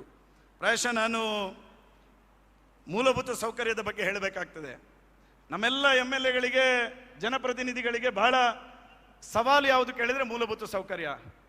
ರೋಡ್ ಮಾಡಿಕೊಡಿ, ನೀರು ಕೊಡಿ, ವಿಮಾನ ನಿಲ್ದಾಣ ಮಾಡಿ, ರೈಲ್ವೆ ನಿಲ್ದಾಣಗಳನ್ನು ಮಾಡಿ, ಪೋರ್ಟ್ ಮಾಡಿ, ಈ ರೀತಿ ಅನೇಕ ಬೇಡಿಕೆಗಳು ಗ್ರಾಮೀಣ ಪ್ರದೇಶದಲ್ಲಿ ಇರ್ತಕ್ಕಂಥದ್ದು.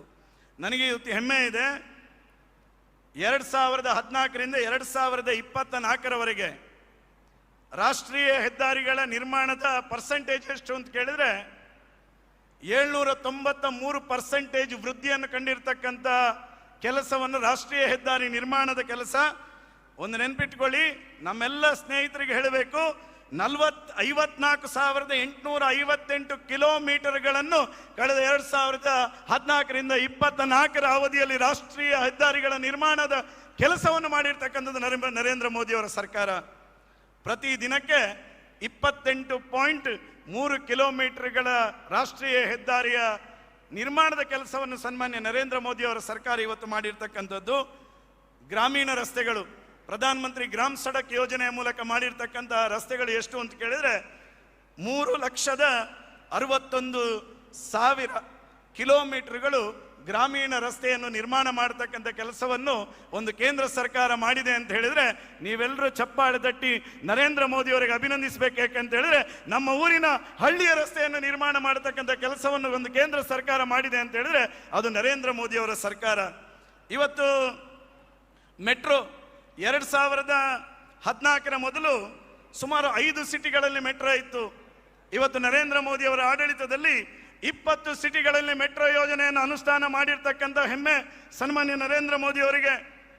ಇವತ್ತು ಜಗತ್ತಿನಲ್ಲಿ ಅತ್ಯಂತ ವೇಗವಾಗಿ ಚಲಿಸ್ತಕ್ಕಂಥ ರೈಲು, ನಾವು ಜಪಾನ್ ಅನ್ನು ಅವಲಂಬಿಸಿದ್ವಿ ಅಥವಾ ಬೇರೆ ಬೇರೆ ದೇಶಗಳಲ್ಲಿ ನಾವು ವೇಗದಲ್ಲಿ ಹೋಗ್ತಕ್ಕಂಥ ರೈಲಿಗೋಸ್ಕರ ನೋಡ್ಲಿಕ್ಕೆ ಅಥವಾ ಅನುಭವಿಸ್ಲಿಕ್ಕೆ ಹೋಗ್ತಾ ಇದ್ವಿ. ಇವತ್ತು ವಂದೇ ಭಾರತ್ ಟ್ರೈನ್ ಅನ್ನು 120 ವಂದೇ ಭಾರತ್ ಟ್ರೈನ್ ಇವತ್ತು ಒಂದು ದೇಶದಲ್ಲಿ ಓಡ್ತಾ ಇದೆ ಅಂತ ಹೇಳಿದ್ರೆ ಅದು ನಮ್ಮ ಹೆಮ್ಮೆಯ ಭಾರತದಲ್ಲಿ ನರೇಂದ್ರ ಮೋದಿ ಅವರ ಸಾಧನೆ. ಇವತ್ತು 2014ರಿಂದ ಸುಮಾರು 100 ಕಿಲೋಮೀಟರ್ ಹೊಸ ರೈಲು ಹಳಿಗಳ ನಿರ್ಮಾಣವನ್ನು ಮಾಡಿರ್ತಕ್ಕಂಥ ಕೆಲಸವನ್ನು ಸನ್ಮಾನ್ಯ ನರೇಂದ್ರ ಮೋದಿ ಅವರ ಸರ್ಕಾರ ಮಾಡಿರ್ತಕ್ಕಂಥದ್ದು. ಪ್ರಾಯಶಃ ಇವತ್ತು ಅನೇಕ ವಿಮಾನ ನಿಲ್ದಾಣಗಳಿರ್ಬೋದು, ರೈಲು ನಿಲ್ದಾಣಗಳಿರ್ಬೋದು, ಬಂದರುಗಳಿರ್ಬೋದು, ಎಲ್ಲವನ್ನು ಅಂಕಿಅಂಶ ಕೊಡಬಲ್ಲೆ. ಸಮಯದ ಮಿತಿಯಿಂದ ಈ ಎಲ್ಲವನ್ನು ಅಭಿವೃದ್ಧಿ ಮಾಡ್ತಕ್ಕಂಥ ಕೆಲಸ.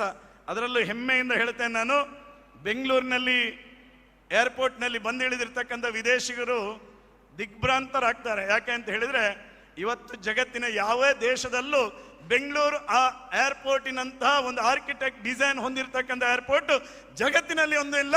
ಅಂತಹ ಶ್ರೇಷ್ಠ ಏರ್ಪೋರ್ಟ್ ಇವತ್ತು ನಮ್ಮ ಬೆಂಗಳೂರಿನಲ್ಲಿ ಇರ್ತಕ್ಕಂಥ ಏರ್ಪೋರ್ಟು. ನಾವೆಲ್ಲರೂ ಸಾಫ್ಟ್ವೇರ್ ಕಂಪನಿಗಳಲ್ಲಿ ಕೆಲಸ ಮಾಡೋರು ಹೆಚ್ಚು ಜನ ಇದ್ದೇವೆ. 2014 ಮೊದಲು 2 MB ಇಂಟರ್ನೆಟ್ ಕನೆಕ್ಷನ್ ತಗೊಳ್ಬೇಕಾದ್ರೆ 2 MBಗೆ 2010 2011ರಲ್ಲಿ 20 ರೂಪಾಯಿ ಇತ್ತು. ಪ್ರಾಯಶಃ ಇವತ್ತು 29 ರೂಪಾಯಿಗೆ 2 GB ಸಿಗ್ತಾ ಇದೆ. ಅಂದರೆ 200 MB ಇಂಟರ್ನೆಟ್ ಸೌಲಭ್ಯವನ್ನು ಕೊಡ್ತಕ್ಕಂಥ ಸಾಮರ್ಥ್ಯ. ಪ್ರಾಯಶಃ ಆಪ್ಟಿಕಲ್ ಫೈಬರ್ ಕನೆಕ್ಷನ್ ಇವತ್ತು ಈ ದೇಶದಲ್ಲಿ ಎಷ್ಟು ಮಾಡಿದ್ದಾರೆ ಅಂತ ಹೇಳಿದ್ರೆ 6.64 lakh kilometre optical fibre connection ಅನ್ನು ಕೊಟ್ಟಿರ್ತಕ್ಕಂಥ ದೇಶ ಇದ್ರೆ ಅದು ಭಾರತ. ಅದು ನರೇಂದ್ರ ಮೋದಿ ಅವರ ಸಾಧನೆ. ಗ್ರಾಮೀಣ ಮಟ್ಟದಲ್ಲಿ ಇರ್ತಕ್ಕಂಥ ಯುವಕರಿಗೂ ಶಕ್ತಿಯನ್ನು ತುಂಬತಕ್ಕಂಥ ಕೆಲಸವನ್ನು ಮಾಡಿರ್ತಕ್ಕಂಥದ್ದು. ಇದರ ಜೊತೆ ಮಾಡಿರ್ತಕ್ಕಂಥ ಕೆಲಸ ಹಿಂದುತ್ವಕ್ಕೆ ಶಕ್ತಿಯನ್ನು ಕೊಟ್ಟಿರ್ತಕ್ಕಂಥ ಕೆಲಸವನ್ನು ಮಾಡಿರ್ತಕ್ಕಂಥ ಸನ್ಮಾನ್ಯ ನರೇಂದ್ರ ಮೋದಿ ಅವರು. ಅದು ಉಜ್ಜಯಿನಿ ಇರ್ಬೋದು, ಕಾಶಿ ಇರ್ಬೋದು, ಅಯೋಧ್ಯೆ ಇರ್ಬೋದು. ಒಂದು ನೆನ್ಪಿಟ್ಕೊಳ್ಳಿ, ನರೇಂದ್ರ ಮೋದಿಯವರು ಉಗ್ರ ಹಿಂದುತ್ವ ಭಾಷಣವನ್ನು ಮಾಡಿ ನಾವು ಹಿಂದುತ್ವವಾದಿಗಳು ಎನ್ನುವಂಥದ್ದನ್ನು ಹೇಳಲಿಲ್ಲ, ಕೆಲಸದ ಮೂಲಕ ತೋರಿಸಿದ್ರು. ಹಿಂದುತ್ವ ಏನು ಎನ್ನುವಂಥದ್ದನ್ನು ಕೆಲಸದ ಮೂಲಕ ತೋರಿಸಿರ್ತಕ್ಕಂಥ ಪ್ರಧಾನಮಂತ್ರಿ ಇದ್ರೆ ಅದು ಸನ್ಮಾನ್ಯ ನರೇಂದ್ರ ಮೋದಿಯವರು. ನಾವೆಲ್ಲರೂ ವಿದ್ಯಾವಂತರಿದ್ದೇವೆ. ಒಂದ್ಸಲ ಯೋಚನೆ ಮಾಡಿ, ನರೇಂದ್ರ ಮೋದಿಯವರು ಉಜ್ಜಯಿನಿಗೆ ಹೋದ್ರೆ, ನರೇಂದ್ರ ಮೋದಿಯವರು ಕೇದಾರ್ನಾಥಕ್ಕೆ ಹೋದ್ರೆ, ನರೇಂದ್ರ ಮೋದಿಯವರು ಅಯೋಧ್ಯೆಗೆ ಹೋದ್ರೆ ಜಗತ್ತಿನ ಎಲ್ಲ ಸಾಮಾಜಿಕ ಜಾಲತಾಣಗಳಲ್ಲಿ, ಎಲ್ಲ ದೂರದರ್ಶನಗಳಲ್ಲಿ ನೇರ ಪ್ರಸಾರವನ್ನು ಮಾಡ್ತಾರೆ. ನೇರ ಪ್ರಸಾರ ಮಾಡಿರ್ತಕ್ಕಂಥ ಪರಿಣಾಮ ಏನು ಅಂತ ಕೇಳಿದ್ರೆ ಜಗತ್ತಿನಲ್ಲಿರ್ತಕ್ಕಂಥ ಬೇರೆ ಧರ್ಮೀಯರು ಇವತ್ತು ಯೋಚನೆ ಮಾಡಲಿಕ್ಕೆ ಶುರು ಮಾಡಿದ್ದಾರೆ. ಒಬ್ಬ ಪ್ರಧಾನಮಂತ್ರಿ ಒಂದು ದೇವಸ್ಥಾನಕ್ಕೆ ಹೋಗಿ ಪೂಜೆ ಮಾಡ್ತಾರೆ ಅಂತ ಆದ್ರೆ, ಒಂದು ದೇವಸ್ಥಾನ ಹಿಂದೂ ಧರ್ಮದ ಆಚರಣೆಯನ್ನು ಮಾಡ್ತಾರೆ ಅಂತ ಆದ್ರೆ, ಜಗತ್ತಿನ ಶ್ರೇಷ್ಠ ಧರ್ಮ ನನ್ನ ಧರ್ಮ ಅಲ್ಲ, ನನ್ನ ಜಗತ್ತಿನ ಶ್ರೇಷ್ಠ ಧರ್ಮ ಭಾರತದ ಹಿಂದೂ ಧರ್ಮ ಎನ್ನುವಂತೊಂದು ಒಪ್ಪಿಕೊಳ್ಳುವ ರೀತಿಯಲ್ಲಿ ಮಾಡಿರ್ತಕ್ಕಂಥದ್ದು ಸನ್ಮಾನ್ಯ ನರೇಂದ್ರ ಮೋದಿ ಅವರ ಸಾಧನೆ. ಇವತ್ತು ನನಗೆ ಹೆಮ್ಮೆ ಇದೆ. 400-500 ವರ್ಷದ ಕಾಲ ಹಿಂದೂ ಸಮಾಜದ ಹೋರಾಟ, ಅಯೋಧ್ಯೆಯಲ್ಲಿ ರಾಮ ಮಂದಿರ ನಿರ್ಮಾಣ ಆಗಬೇಕು ಅಂತ ಹೇಳಿ ಕಾಂಗ್ರೆಸ್ನವರು ಟೀಕೆ ಮಾಡಿದ್ರು. ಇದು ಸಾಧ್ಯವಾ ಅಂತ ಕೇಳಿದ್ರು. ಇದು ನಿಮ್ಮ ಜೀವಿತಾವಧಿಯಲ್ಲಿ ಆಗ್ತದಾ ಅಂತ ಕೇಳಿದ್ರು. ನಮಗೂ ಡೌಟ್ ಇತ್ತು. ನಾವು ಕೊನೆ ಉಸಿರು ಎಳೆಯುವುದರ ಒಳಗೆ ಅಯೋಧ್ಯೆಯ ಗರ್ಭಗುಡಿಯಲ್ಲಿ ರಾಮನನ್ನು ನೋಡಲಿಕ್ಕೆ ಸಾಧ್ಯ ಇದೆಯಾ ಅಂತೇಳಿ. ಪ್ರಾಯಶಃ ಈ ಜನ್ಮ ಯಾರು ಇವತ್ತು ನಾವು ಬದುಕಿದ್ದೇವೆ ನೋಡಿ, ಮೊನ್ನೆ ಅಯೋಧ್ಯೆಯ ಗರ್ಭಗುಡಿಯಲ್ಲಿ ರಾಮನ ಪ್ರತಿಷ್ಠೆಯನ್ನು ಯಾರೆಲ್ಲ ನಾವು ನೋಡಿದ್ದೇವೆ ನೋಡಿ, ನಮಗಿಂತ ಶ್ರೇಷ್ಠ ಜನ್ಮ ಈ ಭಾರತದಲ್ಲಿ ಇನ್ನೊಬ್ಬನಿಗೆ ಸಿಗ್ಲಿಕ್ಕೆ ಸಾಧ್ಯ ಇಲ್ಲ. ಅಯೋಧ್ಯೆಯಲ್ಲಿ ರಾಮ ಮಂದಿರನ ಪ್ರತಿಷ್ಠೆಯನ್ನು ನೋಡತಕ್ಕಂಥ, ಅಯೋಧ್ಯೆಯಲ್ಲಿ ರಾಮ ಮಂದಿರವನ್ನು ಪ್ರತಿಷ್ಠೆ ಮಾಡತಕ್ಕಂಥ ಕೆಲಸವನ್ನು ಮಾಡಿರ್ತಕ್ಕಂಥದ್ದು ಸನ್ಮಾನ್ಯ ನರೇಂದ್ರ ಮೋದಿ ಅವರ ಸಾಧನೆ. ಸನ್ಮಾನ್ಯ ನರೇಂದ್ರ ಮೋದಿ ಅವರ ಸಾಧನೆ ಹಿಂದುತ್ವಕ್ಕೆ ಕೊಟ್ಟಿರ್ತಕ್ಕಂಥ ಅಗ್ರಪಂಥೀಯವಾಗಿರ್ತಕ್ಕಂಥ ಕೆಲಸ. ಈ ರೀತಿ ಭಾರತವನ್ನು ಭಾರತವಾಗಿ ಉಳಿಸಬೇಕು. ವಿವೇಕಾನಂದರು ಹೇಳಿರ್ತಕ್ಕಂಥ ವಿಶ್ವವಂದ್ಯ ಭಾರತ, ಅಬ್ದುಲ್ ಕಲಾಂ ರವರು ಹೇಳಿರ್ತಕ್ಕಂಥ ವಿಶ್ವವಂದ್ಯ ಭಾರತ ನಿರ್ಮಾಣ ಆಗಬೇಕಾದ್ರೆ, ಹಿಂದೂ ಸಂಸ್ಕೃತಿ ಉಳಿಬೇಕಂತಾದ್ರೆ, ಗೋ ಸಂಸ್ಕೃತಿ ಉಳಿಬೇಕು ಅಂತ ಹೇಳಿದ್ರೆ, ಈ ದೇಶದಲ್ಲಿ 3ನೇ ಬಾರಿಗೆ ನರೇಂದ್ರ ಮೋದಿ ಅವರು ಮತ್ತೊಮ್ಮೆ ಮಂತ್ರಿ ಆಗಬೇಕೆನ್ನುವಂಥ ಸಂಕಲ್ಪದಿಂದ ನಾವೆಲ್ಲರೂ ನಮ್ಮ ಊರುಗಳಲ್ಲಿ ನಾವು ಕೆಲಸವನ್ನು ಮಾಡಬೇಕು. ನಮ್ಮ ಉದ್ಯೋಗವನ್ನು ಹೊಂದಿರತಕ್ಕಂಥ ಸ್ಥಳಗಳಲ್ಲಿ ನರೇಂದ್ರ ಮೋದಿಯವರ ಸಾಧನೆಗಳನ್ನು ಹೇಳಬೇಕು. ಆ ಮೂಲಕ ಭಾರತವನ್ನು ಮತ್ತೊಮ್ಮೆ ಜಗದ್ವಂದ್ಯ ಭಾರತವನ್ನಾಗಿ ನಿರ್ಮಾಣ ಮಾಡತಕ್ಕಂಥ ಸಂಕಲ್ಪವನ್ನು ನಾವೆಲ್ಲ ತೊಡಬೇಕು. ನನಗೆ ಹೆಮ್ಮೆ ಇದೆ, ಇಡೀ ರಾಜ್ಯದಲ್ಲಿ ಊರಿನ ಬಗ್ಗೆ ಅತ್ಯಂತ ಪ್ರೀತಿ ಇರ್ತಕ್ಕಂಥವ್ರು ಯಾರು ಅಂತ ಕೇಳಿದ್ರೆ ಅವ್ರು ಹೇಳೋದು ಅವಿಭಜಿತ ದಕ್ಷಿಣ ಕನ್ನಡ ಜಿಲ್ಲೆಯವರು ಅಂತ ಹೇಳಿ. ಪ್ರಾಯಶಃ ಆ ಊರಿನಲ್ಲಿ ನೀವು ಕಳೆದ ಬಾರಿ ಹಿಂದುತ್ವಕ್ಕೆ ಶಕ್ತಿಯನ್ನು ತುಂಬಿದ್ದೀರಿ. ಉಡುಪಿಯಲ್ಲಿ ಎಲ್ಲವನ್ನೂ ಭಾರತೀಯ ಜನತಾ ಪಾರ್ಟಿ ಗೆಲ್ಲಿಸಿದ್ದೀರಿ. ದಕ್ಷಿಣ ಕನ್ನಡ ಜಿಲ್ಲೆಯಲ್ಲೂ 6 ಜನ ಶಾಸಕರನ್ನು ನೀವು ಬಂದು ಭಾರತೀಯ ಜನತಾ ಪಾರ್ಟಿಯ ಶಾಸಕರನ್ನು ಇಲ್ಲಿ ಗೆಲ್ಲಿಸಿದ್ದೀರಿ. ಯಾಕೆ ಅಂತ ಹೇಳಿದ್ರೆ ನಿಮಗೆ ಹಿಂದುತ್ವಕ್ಕೆ ಶಕ್ತಿ ಭಾರತೀಯ ಜನತಾ ಪಾರ್ಟಿ ಅನ್ನೋ ಕಾರಣಕ್ಕೋಸ್ಕರ. ಮತ್ತೊಮ್ಮೆ ಹೇಳ್ತೇನೆ, ಕೋಟ ಶ್ರೀನಿವಾಸ ಪೂಜಾರಿ ಅಂತಹ ಸರಳ ಸಜ್ಜನಿಕೆ ವ್ಯಕ್ತಿತ್ವ. ಪ್ರಾಯಶಃ ನಾನು ಮತ್ತು ಸುನಿಲ್ ಕುಮಾರ್ ಮಾತಾಡ್ತಾ ಇದ್ವಿ. ನಮಗೆ ಒಂದು ಬಹಳ ಖುಷಿ ಇದೆ ಈ ವರ್ಷ. ಅವತ್ತು 2ನೇ ಅವಧಿಯ ನರೇಂದ್ರ ಮೋದಿ ಅವರ ಸಚಿವ ಸಂಪುಟದಲ್ಲಿ ಒರಿಸ್ಸಾದ ಪ್ರತಾಪ್ ಸಾರಂಗಿ ಅವರು ಮಂತ್ರಿ ಆಗಿದ್ರು. ನನಗೆ ಖಂಡಿತ ವಿಶ್ವಾಸ ಇದೆ, ಪಂಚಾಯತ್ ರಾಜ್ ವ್ಯವಸ್ಥೆಗೆ ಶಕ್ತಿಯನ್ನು ತುಂಬಿರ್ತಕ್ಕಂಥ, ಹಿಂದುಳಿದ ವರ್ಗಕ್ಕೆ ಶಕ್ತಿಯನ್ನು ತುಂಬಿರ್ತಕ್ಕಂಥ ಕೋಟ ಶ್ರೀನಿವಾಸ್ ಪೂಜಾರಿ ಅವರನ್ನು ಉಡುಪಿ ಚಿಕ್ಕಮಗಳೂರು ಲೋಕಸಭಾ ಕ್ಷೇತ್ರದಲ್ಲಿ ಗೆಲ್ಲಿಸುವ ಮೂಲಕ ನರೇಂದ್ರ ಮೋದಿ ಅವರ ಸಚಿವ ಸಂಪುಟದಲ್ಲಿ ಸ್ಥಾನ ಪಡಿತಾರೆ ಎನ್ನುವಂತ ಆಶಯ ನಮಗಿದೆ. ಆ ಮೂಲಕ ಕನಿಷ್ಠ 5 ಲಕ್ಷ ಮತದ ಅಂತರದಿಂದ ಉಡುಪಿ ಚಿಕ್ಕಮಗಳೂರು ಲೋಕಸಭಾ ಕ್ಷೇತ್ರದಲ್ಲಿ ಕೋಟ ಶ್ರೀನಿವಾಸ್ ಪೂಜಾರಿ ಅವರನ್ನು ಗೆಲ್ಲಿಸುವ ಮೂಲಕ ಪ್ರಜಾಪ್ರಭುತ್ವ ವ್ಯವಸ್ಥೆಗೆ ಶಕ್ತಿಯನ್ನು ತುಂಬತಕ್ಕಂಥ ವ್ಯವಸ್ಥೆಯನ್ನು ಮಾಡ್ತೀರಿ ಎನ್ನುವಂಥ ವಿಶ್ವಾಸ ಇದೆ. ದಕ್ಷಿಣ ಕನ್ನಡ ಜಿಲ್ಲೆಯ ಅಭ್ಯರ್ಥಿಯಾಗಿರ್ತಕ್ಕಂಥವರು ಕ್ಯಾಪ್ಟನ್ ಬ್ರಿಜೇಶ್ ಚೌಟ ಅವರು. ಪ್ರಾಯಶಃ IIM-ನಲ್ಲಿ ವಿದ್ಯಾಭ್ಯಾಸ ಮಾಡಿರ್ತಕ್ಕಂಥ ಒಬ್ಬ ವಿದ್ಯಾವಂತ. ಇಡೀ ಜಿಲ್ಲೆಗೆ ನಮಗೆ ಹೆಮ್ಮೆ ಇದೆ. ನಾವು ಸೈನ್ಯದ ಬಗ್ಗೆ ಮಾತಾಡ್ತೀವಿ, ಸೈನಿಕರ ಬಗ್ಗೆ ಹೆಮ್ಮೆಯನ್ನು ವ್ಯಕ್ತಪಡಿಸ್ತೇವೆ, ಸೈನಿಕ ವ್ಯವಸ್ಥೆಗೆ ಗೌರವವನ್ನು ಕೊಡ್ತಾ ಇದ್ದೇವೆ. ನರೇಂದ್ರ ಮೋದಿ ಅವರು ಇವತ್ತು ಭಾರತೀಯ ಜನತಾ ಪಾರ್ಟಿ ಈ ದೇಶದಲ್ಲಿ ಒಬ್ಬ ಮಾಜಿ ಸೈನಿಕರಿಗೆ ಅಭ್ಯರ್ಥಿಯನ್ನಾಗಿ ಮಾಡಿ ದಕ್ಷಿಣ ಕನ್ನಡ ಜಿಲ್ಲೆಗೆ ಹೆಮ್ಮೆಯನ್ನು ತಂದು ಕೊಡ್ತಕ್ಕಂಥ ಕೆಲಸವನ್ನು ಕ್ಯಾಪ್ಟನ್ ಬ್ರಿಜೇಶ್ ಚೌಟ್ರ ಮೂಲಕ ಮಾಡಿದ್ದಾರೆ. ಇವತ್ತು ನನಗೆ ವಿಶ್ವಾಸ ಇದೆ, ಈ ಜಿಲ್ಲೆ 2 ಜಿಲ್ಲೆಗಳ ಅಭಿವೃದ್ಧಿಯನ್ನು ಶೋಭಾ ಕರಂದ್ಲಾಜೆ ಅವರು ಉಡುಪಿ ಚಿಕ್ಕಮಗಳೂರು ಕ್ಷೇತ್ರದಲ್ಲಿ ಮಾಡಿರ್ತಕ್ಕಂಥ ಅಭಿವೃದ್ಧಿಯನ್ನು ಕೋಟದವರು ಮುಂದುವರಿಸ್ತಾರೆ. ನಳಿನ್ ಕುಮಾರ್ ಕಟೀಲ್ ರವರು ಮಾಡಿರ್ತಕ್ಕಂಥ ಅಭಿವೃದ್ಧಿ ಕಾರ್ಯವನ್ನು ಕ್ಯಾಪ್ಟನ್ ಬ್ರಿಜೇಶ್ ಚೌಟ ಅವರು ಮುಂದುವರಿಸುವ ಮೂಲಕ ಈ 2 ಜಿಲ್ಲೆಯನ್ನು ಹಿಂದುತ್ವದೊಂದಿಗೆ ಅಭಿವೃದ್ಧಿಗೆ ಬದ್ಧತೆಯ ರೀತಿಯಲ್ಲಿ ಕೆಲಸ ಮಾಡ್ತಾರೆ ಅನ್ನುವಂಥ ವಿಶ್ವಾಸ ಇದೆ. ನಾವೆಲ್ಲ ಉಭಯ ಜಿಲ್ಲೆಯ ಎಲ್ಲ ಬಂಧುಗಳು ಒಟ್ಟಾಗಿ ಭಾರತೀಯ ಜನತಾ ಪಾರ್ಟಿಗೆ ಹಿಂದುತ್ವಕ್ಕೆ ಶಕ್ತಿಯನ್ನು ತುಂಬತಕ್ಕಂಥ ಕೆಲಸವನ್ನು ಬರುವ ಚುನಾವಣೆಯಲ್ಲಿ ಮಾಡುವ ಎನ್ನುವಂಥ ಮಾತನ್ನು ಹೇಳ್ತಾ ಎಲ್ಲರಿಗೂ ವಂದಿಸ್ತೇನೆ. ನಿಮ್ಮ ಶಕ್ತಿಯ ಘೋಷಣೆ ನಮ್ಮ ಊರುಗಳಲ್ಲಿ ಇರ್ತಕ್ಕಂಥ ಮತದಾರರಿಗೆ, ನಮ್ಮ ಊರಿನಲ್ಲಿರ್ತಕ್ಕಂಥ ಕಾರ್ಯಕರ್ತರಿಗೆ ವಿಶ್ವಾಸ ತುಂಬುವ ರೀತಿಯಲ್ಲಿ ಇರಬೇಕು. 2 ಕೈ ಎತ್ತಿ ಹೇಳಬೇಕು, ಭಾರತ್ ಮಾತಾ ಕಿ. ಸಾಕಾಗ್ಲಿಲ್ವ ಅಂತ ತಿಂಡಿ ಈಗ ಆದಷ್ಟೇ, 2 ಕೈ ಹೆಚ್ಚು, ಭಾರತ್ ಮಾತಾ ಕಿ, ಭಾರತೀಯ ಜನತಾ ಪಾರ್ಟಿ ಕಿ, ನರೇಂದ್ರ ಮೋದಿ ಜಿ ಕಿ, ನರೇಂದ್ರ ಮೋದಿ ಜಿ ಕಿ, BS ಯಡಿಯೂರಪ್ಪ ಜಿ ಕಿ, ವಿಜಯೇಂದ್ರ ಜಿ ಕಿ, ಕೋಟ ಶ್ರೀನಿವಾಸ್ ಪೂಜಾರಿ ಜಿ ಕಿ, कैप्टन ब्रिजेश चौटा जी की, सुनील कुमार जी की, जय श्री राम, जय श्री राम, जय श्री राम. ಧನ್ಯವಾದಗಳು ಶ್ರೀ ಹರೀಶ್ ಪುಂಜ ಇವರ ಮಾತುಗಳಿಗಾಗಿ. ಮುಂದಿನ ಮಾತಿಗಾಗಿ ವೇದಿಕೆತ್ತ ಆಹ್ವಾನವನ್ನು ಕೋರ್ತಾ ಇದ್ದೇನೆ. ಕಾಪು ವಿಧಾನಸಭಾ ಕ್ಷೇತ್ರದ ಶಾಸಕರಾಗಿರುವಂತಹ ಗುರ್ಮೆ ಸುರೇಶ್ ಶೆಟ್ಟಿ ಇವರನ್ನ.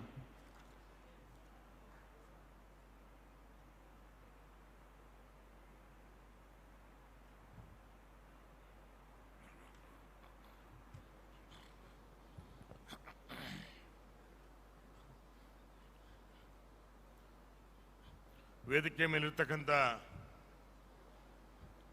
ನಮ್ಮೆಲ್ಲರ ಹಿರಿಯರು, ಬಹುಶಃ ಕೇವಲ 2 ಜನ ಶಾಸಕರಿಂದ ಹಿಡಿದು ಇವತ್ತು ಈ ಪಕ್ಷವನ್ನು ಈ ಮಟ್ಟಕ್ಕೆ ಕಟ್ಟಿಸ್ತಕ್ಕಂಥವರು, ಈ ಮಟ್ಟಕ್ಕೆ ಏರಿಸಿರ್ತಕ್ಕಂಥ ನಮ್ಮ ಮಾರ್ಗದರ್ಶಕರಾಗಿರ್ತಕ್ಕಂಥ ಸನ್ಮಾನ್ಯ BS ಯಡಿಯೂರಪ್ಪಾಜಿಯವರೇ, ಒಬ್ಬ ಸರಳ ಸಜ್ಜನಿಕೆ ರಾಜಕಾರಣಿಯಾಗಿ ಪಂಚಾಯತ್ ಮಟ್ಟದಿಂದ ತಾಲೂಕು ಪಂಚಾಯತು, ಜಿಲ್ಲಾ ಪಂಚಾಯತು, ವಿಧಾನ ಪರಿಷತ್ ಸದಸ್ಯರಾಗಿ ಇವತ್ತು ನಮ್ಮ ನೆಚ್ಚಿನ ಹೆಮ್ಮೆಯ ಅಭ್ಯರ್ಥಿಯಾಗಿ ಆಯ್ಕೆಯಾಗಿರ್ತಕ್ಕಂಥ ಸನ್ಮಾನ್ಯ ಕೋಟ ಶ್ರೀನಿವಾಸ್ ಪೂಜಾರಿ ಅವರೇ, ನಮ್ಮೆಲ್ಲರ ಕನಸು, ನಮ್ಮೆಲ್ಲರ ಕಲ್ಪನೆ, ಈ ನಾಡಿನ ಯುವಜನರ ಕಣ್ಮಣಿ, ಒಬ್ಬ ವಿದ್ಯಾವಂತ ನಿವೃತ್ತ ಸೈನಿಕ ಸನ್ಮಾನ್ಯ ಬ್ರಿಜೇಶ್ ಚೌಟ ಅವರವರೇ, ಈ ಕಾರ್ಯಕ್ರಮವನ್ನು ಕೆಲವೇ ದಿನಗಳಲ್ಲಿ ಆಯೋಜನೆ ಮಾಡಿರ್ತಕ್ಕಂಥ ನಮ್ಮ ನಾಯಕರಾಗಿರ್ತಕ್ಕಂಥ ಸನ್ಮಾನ್ಯ ಸುನೀಲ್ ಕುಮಾರ್ ಅವರೇ, ಉಭಯ ಜಿಲ್ಲೆಗಳ ಎಲ್ಲ ಶಾಸಕ ಮಿತ್ರರೇ, ಸೇರಿರ್ತಕ್ಕಂಥ ಎಲ್ಲ ಭಗವತ್ಸರಿ ಬಂಧುಗಳೇ, ಭಾರತ ಎಂತಕ್ಕಂಥ ಒಂದು ಮಹಾನ್ ರಾಷ್ಟ್ರ, ಪ್ರಜಾಪ್ರಭುತ್ವ ಎಂತಕ್ಕಂಥ ಮಹಾನ್ ಮಂತ್ರ, ಸಂವಿಧಾನ ಎಂತಕ್ಕಂಥ ಸುವರ್ಣ ಚೌಕಟ್ಟು, ಅದಕ್ಕೆ ನರೇಂದ್ರ ಮೋದಿ ಎಂತಕ್ಕಂಥ ಒಬ್ಬ ದಾರ್ಶನಿಕ ದಿಗ್ದರ್ಶಕ ಸ್ನೇಹಿತರೆ.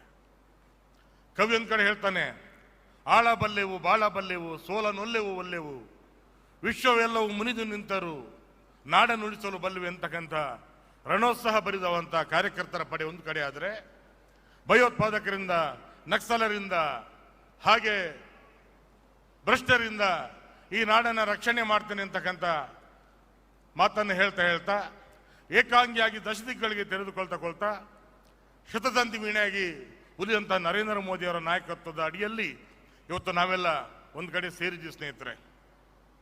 ಇವತ್ತು ಗೆಲ್ಲಬೇಕಾಗಿರೋದು ಕೋಟಾ ಶ್ರೀನಿವಾಸ ಪೂಜಾರಿ ಅಲ್ಲ, ಕ್ಯಾಪ್ಟನ್ ಬ್ರಿಜೇಶ್ ಚೌಟ ಅಲ್ಲ. ಯಾವ 28ಕ್ಕೆ 28 ಜನ ಕರ್ಕೊಂಡು ಡೆಲ್ಲಿಗೆ ಬರ್ತೀನಿ ಅಂತಕ್ಕಂಥ ವಾಗ್ದಾನ ಕೊಟ್ಟರಲ್ಲ, ಅಂಥ BS ಯಡಿಯೂರಪ್ಪಾಜಿ ಅವರ ಸಂಕಲ್ಪ ಇವತ್ತು ಗೆಲ್ಲಬೇಕಾಗಿದೆ ಸ್ನೇಹಿತರೆ, ಸಂಕಲ್ಪ ಗೆಲ್ಲಬೇಕಾಗಿದೆ. ಅಂತಾರಾಷ್ಟ್ರೀಯ ಮಟ್ಟದಲ್ಲಿ ಈ ದೇಶದ ಘನತೆಯನ್ನು, ಗೌರವವನ್ನು ಬಿತ್ತರಿಸಿದಂಥ ಏರಿಸಿದಂಥ ಸನ್ಮಾನ್ಯ ನರೇಂದ್ರ ಮೋದಿ ಅವರ ಸಂಕಲ್ಪ ಇವತ್ತು ಗೆಲ್ಲಬೇಕಾಗಿದೆ. ಈ ನಾಡಿನ ಧರ್ಮ ಇವತ್ತು ಗೆಲ್ಲಬೇಕಾಗಿದೆ. ಆ ಕಾರಣಕ್ಕಾಗಿ ಇವತ್ತು ಇಡೀ ಜಗತ್ತು ನಮ್ಮ ಕಡೆ ನೋಡ್ತಾ ಇದೆ ಸ್ನೇಹಿತರೆ.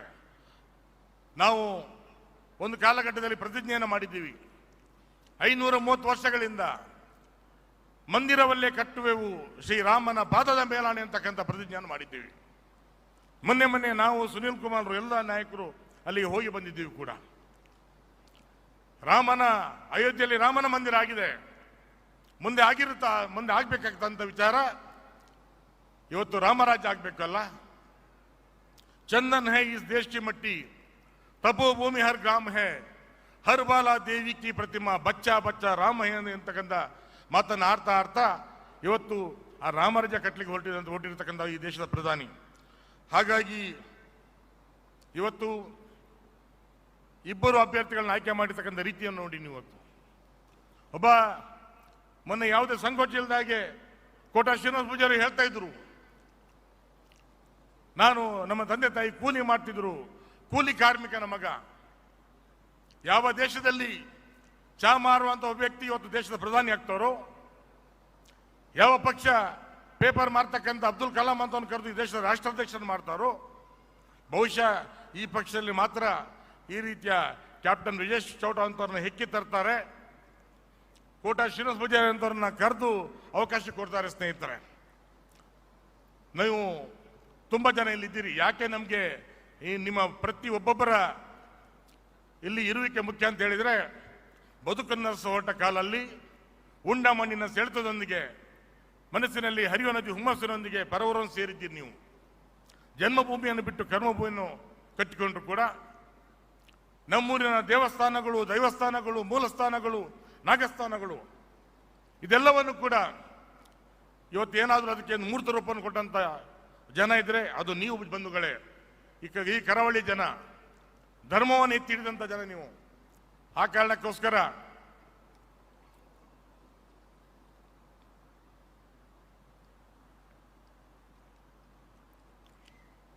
ಇವತ್ತು ನಿಮ್ಮೆಲ್ಲರ ಇರುವಿಕೆ ಬಹಳ ಮುಖ್ಯ ಅನ್ನೋದನ್ನು ಮನಗೊಂಡು ಕೆಲವೇ ದಿನಗಳಲ್ಲಿ ಸುನೀಲ್ ಕುಮಾರ್ ಅವರು ತುಂಬ ಕಷ್ಟಪಟ್ಟು ಈ ಕಾರ್ಯಕ್ರಮವನ್ನು ಆಯೋಜನೆ ಮಾಡಿದ್ದಾರೆ ಸ್ನೇಹಿತರೆ. ಹಾಗಾಗಿ ಒಬ್ಬ ಶಾಸಕನಾಗಿ ಅತ್ಯಂತ ವೇದನೆಯಿಂದ ಹೇಳ್ತೇನೆ ನಾನು. ಕೇವಲ ಕೇಂದ್ರ ಸರ್ಕಾರದ ಯೋಜನೆ ಮಾತ್ರ ಹೇಳ್ತಾ ಇದ್ದೀವಿ ನಾವು. ಇಷ್ಟು ಜನ ಶಾಸಕರಿದ್ದಾರೆ, ಒಂದೇ 1 ಕಿಲೋಮೀಟರ್ ರಸ್ತೆಗೆ ನಾವು ಗುದ್ದಲಿ ಪೂಜೆ ಮಾಡ್ಲಿಕ್ಕೆ ಆಗಲಿಲ್ಲ ಈ ಸರ್ಕಾರದಲ್ಲಿ. ಇವ್ರು ಏನೇನೋ ಗ್ಯಾರಂಟಿ ಬಗ್ಗೆ ಮಾತಾಡ್ತಾರೆ. ಇವತ್ತು ನಾಚಿಕೆ ಆಗ್ಬೇಕು ಇವರ ಮುಖಕ್ಕೆ. ಇವತ್ತು ಒಂದೇ ಒಂದು ಯಡಿಯೂರಪ್ಪರು ಕೂತಿದ್ದಾರೆ, ಪುಣ್ಯಾತ್ಮ. ಕಾಂಗ್ರೆಸ್ಸಿನ ಶಾಸಕರು, ಸಚಿವರೇ ಒಂದ್ ಕಡೆ ಹೇಳ್ತಾರೆ, ನಮಗೆ 1000 ಕೋಟಿ ಅನುದಾನವನ್ನು ಯಡಿಯೂರಪ್ಪಾಜಿ ಕೊಟ್ಟಿದ್ದಾರೆ, ಬಿಜೆಪಿ ಸರ್ಕಾರ ಕೊಟ್ಟಿದೆ ಅಂತೇಳಿ. ಒಂದೇ ಒಂದು ರೂಪಾಯಿ ಅನುದಾನವನ್ನ ಕೊಡ್ಲಿಲ್ಲ ಅನ್ನೋದು ಮಾತನ್ನೋದು ಬಹಳ ದುಃಖದಿಂದ ವೇದನೆಯಿಂದ ಹೇಳಲಿಕ್ಕೆ ಇಷ್ಟಪಡ್ತೀನಿ ಸ್ನೇಹಿತರೆ. ಆ ನಿಟ್ಟಿನಲ್ಲಿ ಇವತ್ತು ಹೇಳ್ತಾರೆ, ಧರ್ಮ ಅಧರ್ಮ ವಿಂಗಡಿಸಿ ಅಧರ್ಮದ ನರಗಳ ಬೇರೆ ಕತ್ತರಿಸಿ ಅನ್ನುವಂತೆ ಇವತ್ತು ಧರ್ಮವನ್ನು ಉಳಿಸುವಂತ ಕೆಲಸ ಇವತ್ತು ಆಗಬೇಕಾಗಿದೆ. ಇಡೀ ಜಗತ್ತು ಇವತ್ತು ನಮ್ಮ ಕಡೆ ನೋಡ್ತಾ ಇದೆ. ಆ ನಿಟ್ಟಿನಲ್ಲಿ ಖಂಡಿತವಾಗಿಯೂ ಇವತ್ತು ಮೊದಲು ಒಂದು ಕಾಲ ಇತ್ತು, ಒಂದೇ ಕುಟುಂಬದ ಪರಿವಾರಕ್ಕೆ ಜೀಹುಜುರಿ ಅಂತಕ್ಕಂಥ ಕಾಲ ಒಂದಿತ್ತು.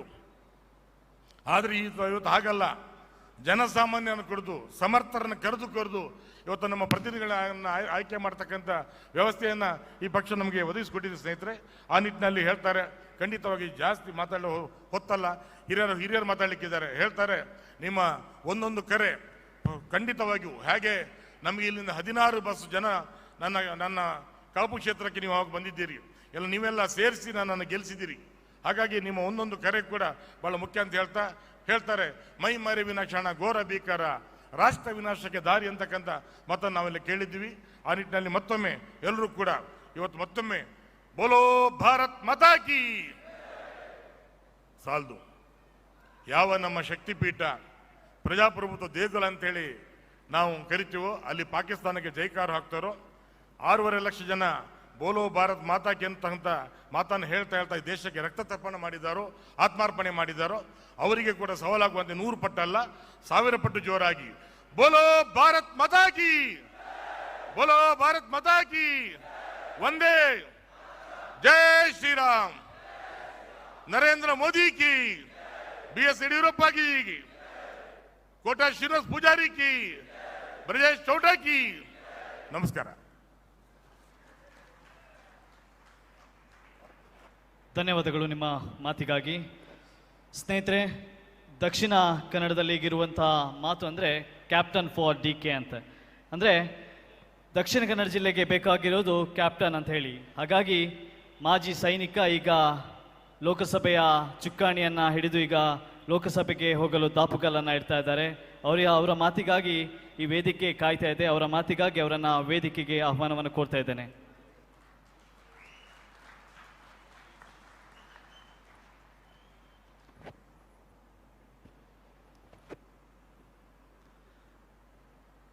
ಆತ್ಮೀಯ ಬಂಧುಗಳೇ, ವೇದಿಕೆಯಲ್ಲಿ ಆಸೀನರಾಗಿರುವಂಥ ನಮ್ಮೆಲ್ಲರ ಮಾರ್ಗದರ್ಶಕರು ಈ ಪಾರ್ಟಿಯನ್ನು ಕರ್ನಾಟಕದ ಮೂಲೆ ಮೂಲೆಗಳಲ್ಲಿ ಕಟ್ಟಿ ಬೆಳೆಸಿ ನಮ್ಮಂಥ ಎಲ್ಲ ಕಾರ್ಯಕರ್ತರಿಗೆ ಒಂದು ಪ್ರೇರಣಾ ಶಕ್ತಿ ಆಗಿರುವಂಥ ಈ ರಾಜ್ಯದ ಮಾಜಿ ಮುಖ್ಯಮಂತ್ರಿಗಳು ಆಗಿರುವಂಥ ಸನ್ಮಾನ್ಯ BS ಯಡಿಯೂರಪ್ಪನವರೇ, BJPಯ ರಾಜ್ಯ ಪ್ರಧಾನ ಕಾರ್ಯದರ್ಶಿಗಳು, ಚುನಾವಣಾ ನಿರ್ವಹಣಾ ಸಮಿತಿಯ ಸಂಚಾಲಕರು, ನಾನು ಈ ಪಾರ್ಟಿಯ ಮೊದಲ ವೇದಿಕೆ ಪ್ರಾಯಶಃ ಅವರು BJP ಯುವ ಮೋರ್ಚಾದ ಅಧ್ಯಕ್ಷರಾಗಿರುವಂಥ ಸಂದರ್ಭದಲ್ಲಿ ನನಗೆ ಮೊದಲನೇ ಬಾರಿಗೆ ವೇದಿಕೆ ಕೊಟ್ಟಂಥ ಸನ್ಮಾನ್ಯ V. ಸುನಿಲ್ ಕುಮಾರ್ ಅವರೇ, ಉಡುಪಿ ಚಿಕ್ಕಮಗಳೂರು ಕ್ಷೇತ್ರದ ಭಾರತೀಯ ಜನತಾ ಪಾರ್ಟಿಯ ಅಭ್ಯರ್ಥಿ ಆಗಿರುವಂಥ ಕೋಟಾ ಶ್ರೀನಿವಾಸ್ ಪೂಜಾರಿ ಅವರೇ, ಶಾಸಕರುಗಳಾಗಿರುವಂಥ ಗುರುಮೆ ಸುರೇಶ್ ಶೆಟ್ರೆ, ಹರೀಶ್ ಪೂಂಜಾ ಅವರೇ, ಕಿರಣ್ ಕೊಡ್ಗೆ ಅವರೇ, ಗುರುರಾಜ್ ಗಂಟಿಹೊಳೆ ಅವರೇ, ಯಶ್ಪಾಲ್ ಸುವರ್ಣ ಅವರೇ, ರಾಜೇಶ್ ನಾಯ್ಕ್ ಅವರೇ, ಡಾಕ್ಟರ್ ಭರತ್ ಶೆಟ್ರೆ, ವೇದವ್ಯಾಸ್ ಕಾಮತ್ ಅವರೇ, ವೇದಿಕೆಯಲ್ಲಿ ಆಸೀನರಾಗಿರುವ ಎಲ್ಲ ಪ್ರಮುಖರೇ,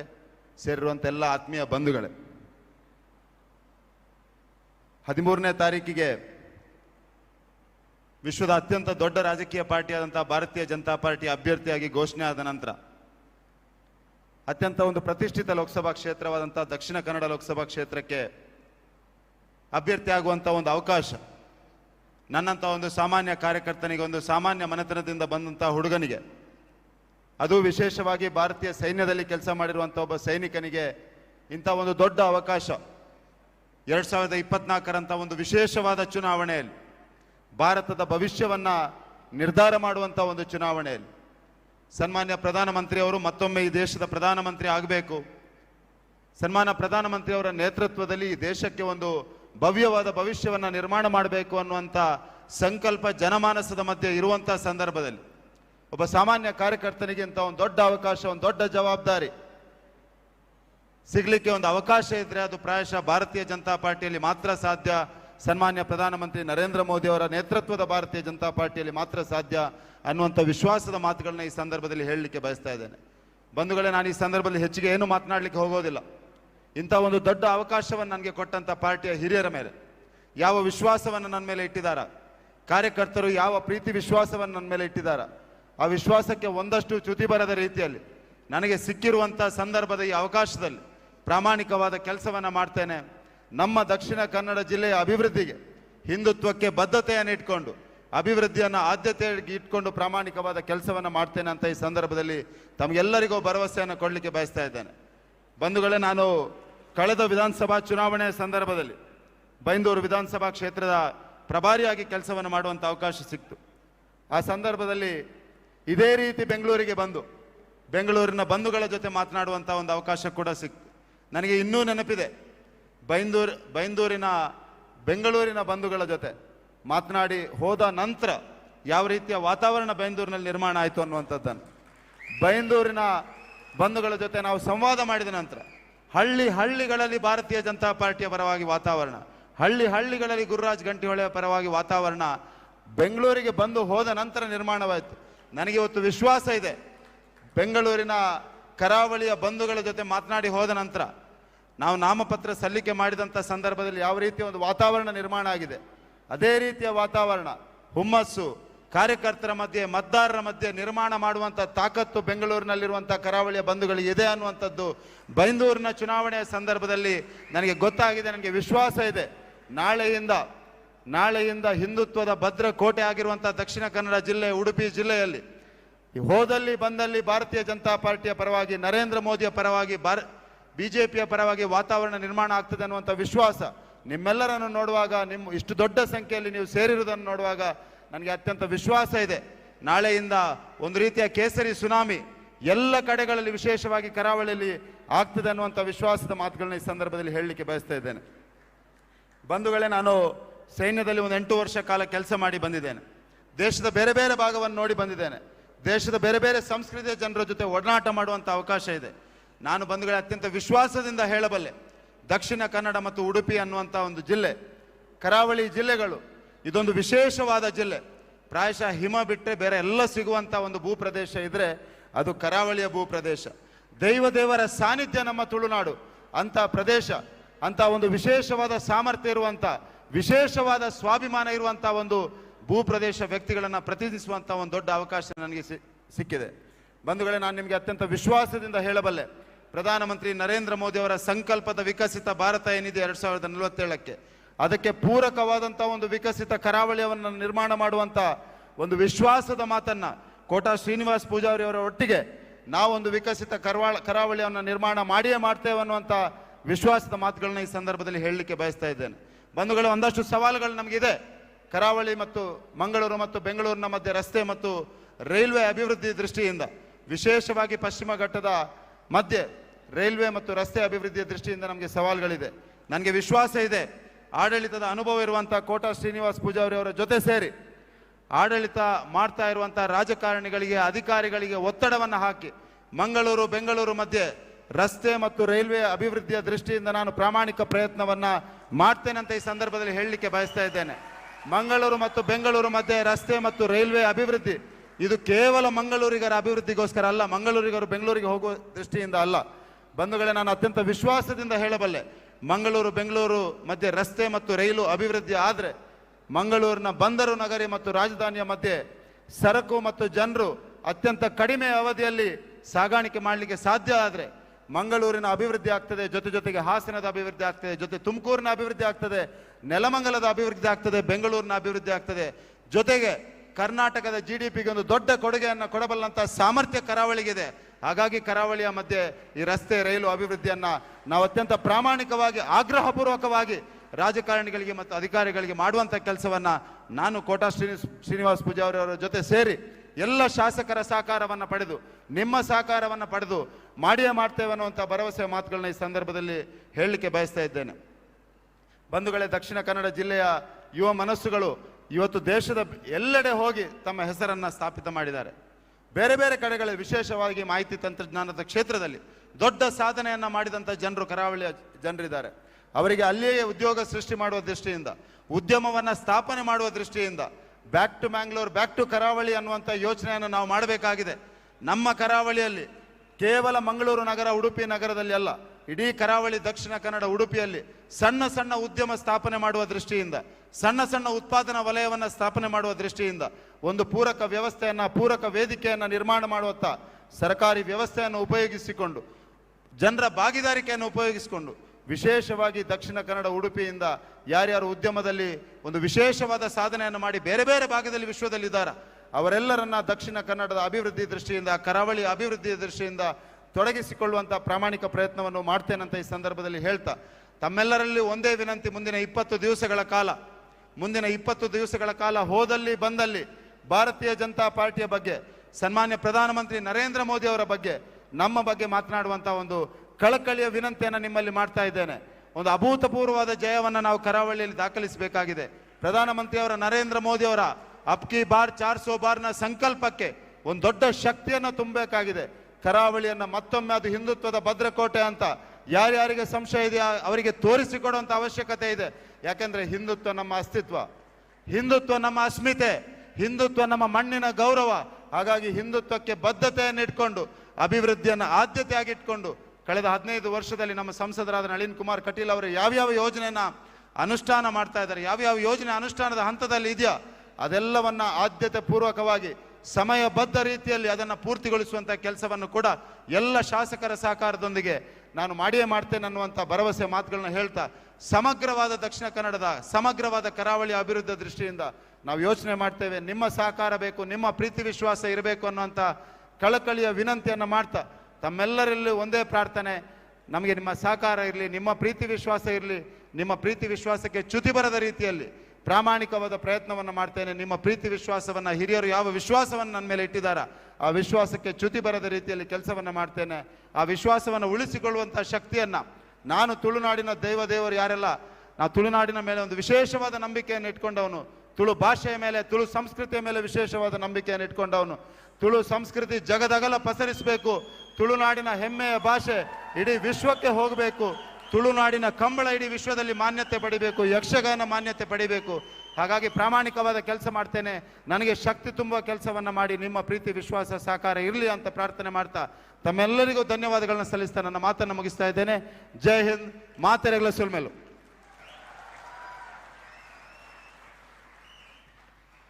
ಧನ್ಯವಾದಗಳು ಬಂಧುಗಳೇ. ಜಾತಿಗಿಂತ ಧರ್ಮ ಮೇಲೂ, ಧರ್ಮಗಿಂತ ದೇಶ ಮೇಲೂ ಎಂಬ ಬದ್ಧತೆಯಲ್ಲಿ ಬದುಕ್ತಿರುವವರು ನಾವು. ಈ ಬಾರಿಯ ಚುನಾವಣೆ ಖಂಡಿತವಾಗಿಯೂ ಎರಡೂ ಜಿಲ್ಲೆಯಲ್ಲಿ ಕೂಡ ಹಿಂದುತ್ವದ ಗೆಲುವು ಖಂಡಿತವಾಗಿಯೂ ಆಗ್ತದೆ. ಯಾರು ಏನೇ ಅಪಪ್ರಚಾರ ಮಾಡಿದರೂ ಕೂಡ ಭಾರತೀಯ ಜನತಾ ಪಾರ್ಟಿಯ ಗೆಲುವು ಈ ಬಾರಿ ನಿಶ್ಚಿತ ಅಂತ ಹೇಳ್ತಾ ಮುಂದಿನ ಮಾತುಗಳಿಗಾಗಿ ಉಡುಪಿ ಚಿಕ್ಕಮಗಳೂರು ಜಿಲ್ಲೆಯ ಅಭ್ಯರ್ಥಿಯಾಗಿ ಆಯ್ಕೆಗೊಂಡಿರುವಂಥ ಕೋಟಾ ಶ್ರೀನಿವಾಸ್ ಪೂಜಾರಿ ಅವರು, ಪಂಚಾಯತಿನಿಂದ ಪಾರ್ಲಿಮೆಂಟಿನವರೆಗೆ ಕಾರ್ಯಕರ್ತ ಹೇಗೆ ಬೆಳಿಬಹುದು ಎಂಬ ಮಾತಿಗೆ ನಿದರ್ಶನವಾಗಿರುವವರು, ಭಾರತೀಯ ಜನತಾ ಪಾರ್ಟಿಯಲ್ಲಿ ದೇವ ದುರ್ಲಭ ಕಾರ್ಯಕರ್ತರು ಹೇಗಂತ ಬೇರೆ ಪಕ್ಷಗಳಿಗೆ ತೋರಿಸಿಕೊಂಡಂಥ ಪಕ್ಷದಲ್ಲಿ ಬೆಳಿತಿರುವಂಥ ಕಾರ್ಯಕರ್ತರು. ಇದೀಗ ಅವರ ಮಾತುಗಳಿಗಾಗಿ ನಾವೆಲ್ಲ ಕಿವಿಯಾಗೋಣ. ಕೋಟಾ ಶ್ರೀನಿವಾಸ್ ಪೂಜಾರಿ ಅವರ ಮಾತುಗಳಿಗಾಗಿ ಇದೀಗ ವೇದಿಕೆ.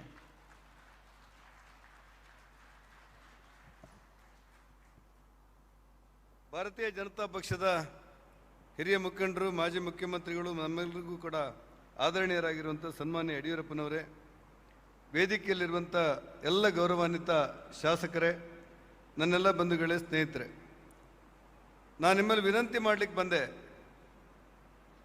ಮುಂಬರುವ ಲೋಕಸಭಾ ಚುನಾವಣೆ ಒಂದು ಸಾಮಾನ್ಯ ಚುನಾವಣೆ ಅಂತ ಭಾವಿಸಬಾರ್ದು ಅಂತ ನನ್ನ ವಿನಂತಿ.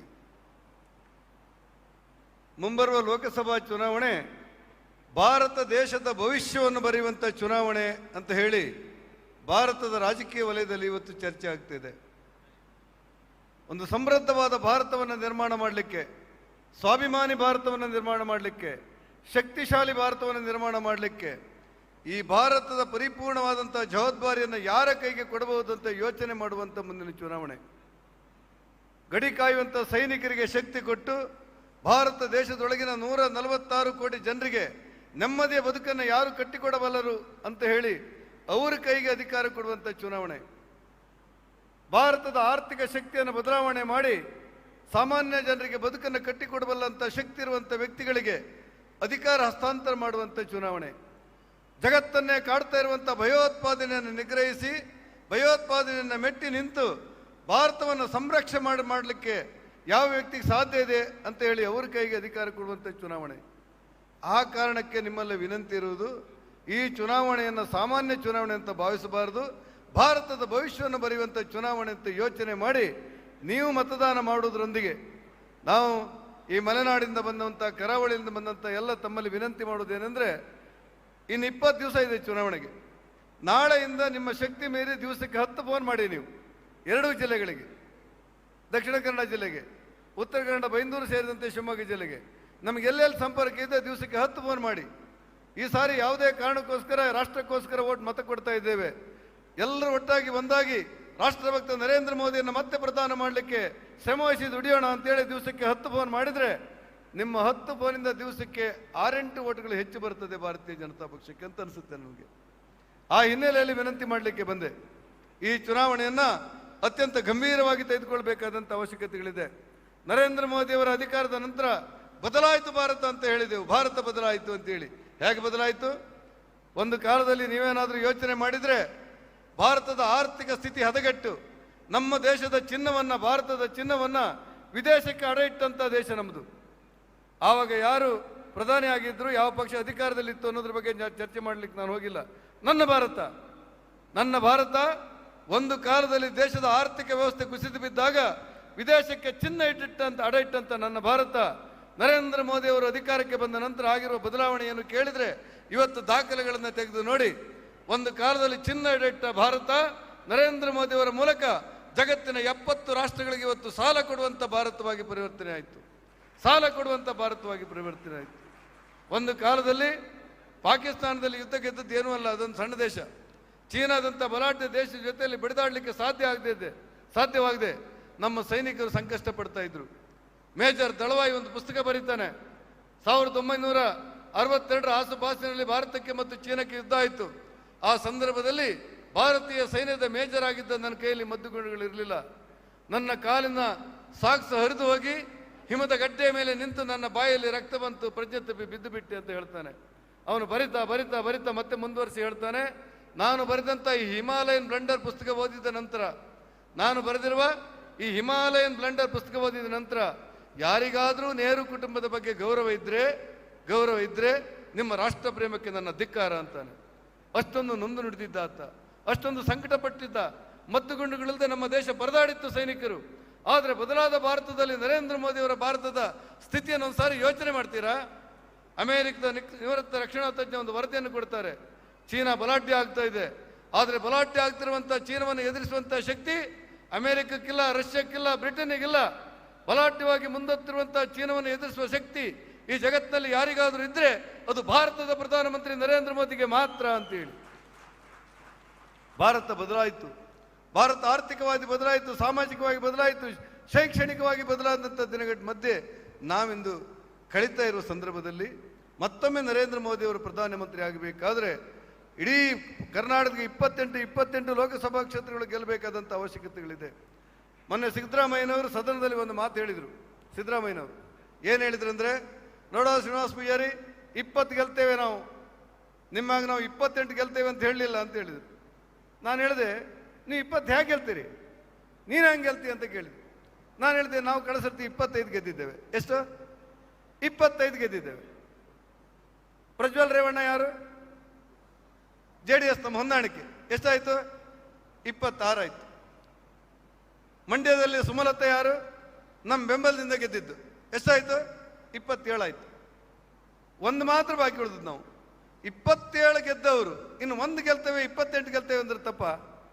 ನೀವು 1 ಗೆದ್ದವರು 28 ಗೆಲ್ತೇವೆ ಅಂತ ಹೇಗೆ ಹೇಳ್ತೀರಿ? ನೀವು 1 ಗೆದ್ದಿದ್ದು, ಒಂದೇ ಗೆದ್ದಿದ್ದು, ನೀವು 1 ಗೆದ್ದದ್ದು ಭಾಳ ಕಷ್ಟದಲ್ಲಿ ಗೆದ್ದಿದ್ದು. ನೀವು 1 ಗೆದ್ದವರು 28 ಗೆಲ್ತೇವೆ ಅಂತೀರಿ. ನಾವು 27 ಗೆದ್ದವರು 28 ಗೆಲ್ತೇವೆ ಅಂದ್ರೆ ಏನು ತಪ್ಪು ಅಂತ ನಾನು ಕೇಳಿದ್ದೆ. ಹೀಗೆ ಇವತ್ತಿನ ರಾಜಕಾರಣದ ವ್ಯವಸ್ಥೆಗಳನ್ನು ಗಮನಿಸಿದರೆ ಪ್ರತಿ ಹಳ್ಳಿಯಲ್ಲೂ ಕೂಡ ಜನಸಾಮಾನ್ಯರು ಎದ್ದಿರಿ ಅಂತ ಹೇಳ್ತಾರೆ, ಈ ಬಾರಿ ನರೇಂದ್ರ ಮೋದಿ ಅವರಿಗೆ ಮತ ಅನ್ನುವಂಥ ಭಾವನೆಗಳಿದೆ.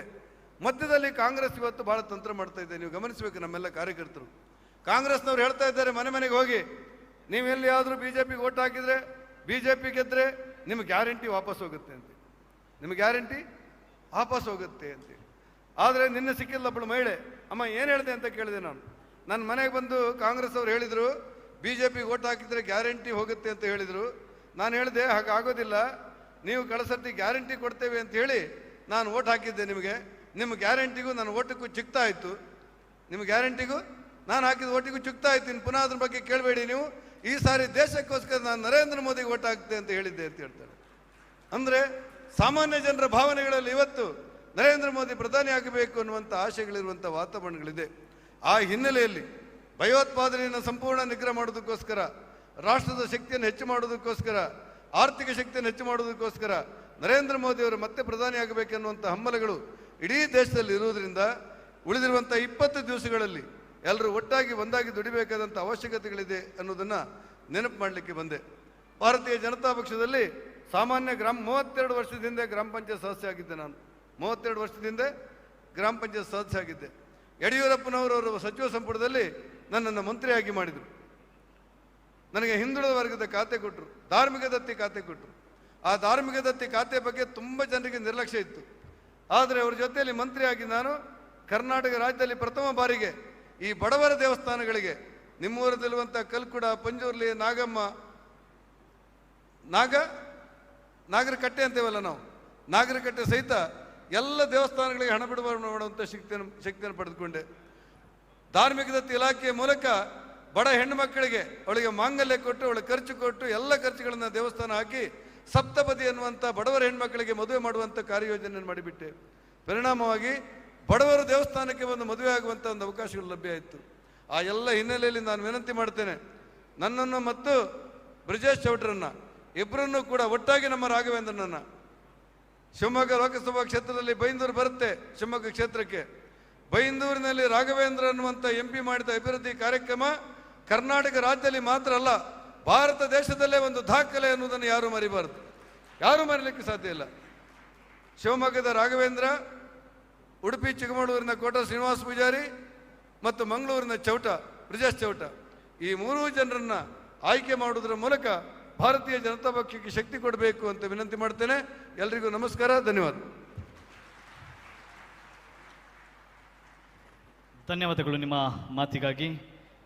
ಮುಂದಿನ ಮಾತಿಗಾಗಿ ಭಾರತೀಯ ಜನತಾ ಪಾರ್ಟಿಯ ಮಾರ್ಗದರ್ಶಕರು ಹಾಗೆಯೇ ಕರ್ನಾಟಕ ಸರ್ಕಾರದ ಮಾಜಿ ಮುಖ್ಯಮಂತ್ರಿಗಳು, ಪಕ್ಷವನ್ನು ಕಟ್ಟಿ ಈ ಮಟ್ಟಕ್ಕೆ ಬೆಳೆಸಿದಂತಹ ನೇತಾರ ಶ್ರೀ ಯಡಿಯೂರಪ್ಪ ಸಾಹೇಬ್ರವರಿಗೆ ಮಾತುಗಳಿಗಾಗಿ ಎಲ್ಲರೂ ಕಿವಿಯಾಗೋಣ ಅಂತ ಹೇಳ್ತಾ ಅವರನ್ನು ಮಾತುಗಳಿಗಾಗಿ ವೇದಿಕೆಯತ್ತ ಆಹ್ವಾನವನ್ನು ಕೋರ್ತಾ ಇದ್ದೇನೆ. ಎಲ್ಲರೂ ಜೋರಾಗಿ ಜೈಕಾರವನ್ನು ಕೂಗೋಣ. ಬಲೋ ಭಾರತ್ ಮಾತಾ ಕಿ, ಬಲೋ ಭಾರತ್ ಮಾತಾ ಕಿ.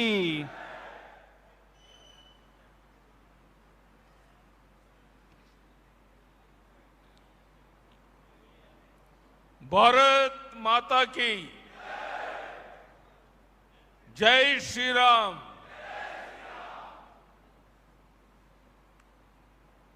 ಉಡುಪಿ ಚಿಕ್ಕಮಗಳೂರು ನಮ್ಮ ಅಭ್ಯರ್ಥಿಯಾದಂಥ ಕೋಟ ಶ್ರೀನಿವಾಸ ಪೂಜಾರಿ ಅವರೇ, ದಕ್ಷಿಣ ಕನ್ನಡ ಜಿಲ್ಲೆಯ ನಮ್ಮ ಅಭ್ಯರ್ಥಿಯಾದಂಥ ಬ್ರಿಜೇಶ್ ಚೌಟ ಅವರೇ, ಕಾರ್ಕಳ ಶಾಸಕರಾದಂಥ ಸುನೀಲ್ ಕುಮಾರ್ ಅವರೇ, ಕಾಪು ಶಾಸಕರಾದಂಥ ಸುರೇಶ್ ಶೆಟ್ಟಿ ಅವರೇ, ಬೈಂದೂರು MLA ಆದಂಥ ಗುರುರಾಜ್ ಗಂಟಿಗೊಳಿ ಅವರೇ, ಬಂಟ್ವಾಳ MLA ಆದಂಥ ರಾಜೇಶ್ ನಾಯಕ್ ಅವರೇ, ಬೆಳ್ತಂಗಡಿ MLA ಆದಂಥ ಹರೀಶ್ ಪೂಂಜಾ ಅವರೇ, ಮಂಗಳೂರು ಉತ್ತರ MLA ಭಾರತ್ ಶೆಟ್ಟಿ ಅವರೇ, ಉಡುಪಿ MLA ಆದಂಥ ಯಶ್ಪಾಲ್ ಸುವರ್ಣ ಅವರೇ, ಮಂಗಳೂರು ದಕ್ಷಿಣ MLA ಆದಂಥ ವೇದವ್ಯಾಸ್ ಕ್ಯಾಮತ್ ಅವರೇ, ಕುಂದಾಪುರದ MLA ಆದಂಥ ಕಿರಣ್ ಕೊಡ್ಗೆ ಅವರೇ, ಕೊಯ್ಲಾಡಿ ಸುರೇಶ್ ನಾಯ್ಕ್ ಅವರೇ, ಬೇಳೂರು ರಾಘವೇಂದ್ರ ಶೆಟ್ಟಿ ಅವರೇ, ಇಲ್ಲಿ ಸೇರಿರುವಂಥ ಎಲ್ಲ ಬಂಧುಗಳೇ, ತಾಯಂದಿರೇ, ಮಾಧ್ಯಮದ ಸ್ನೇಹಿತರೆ,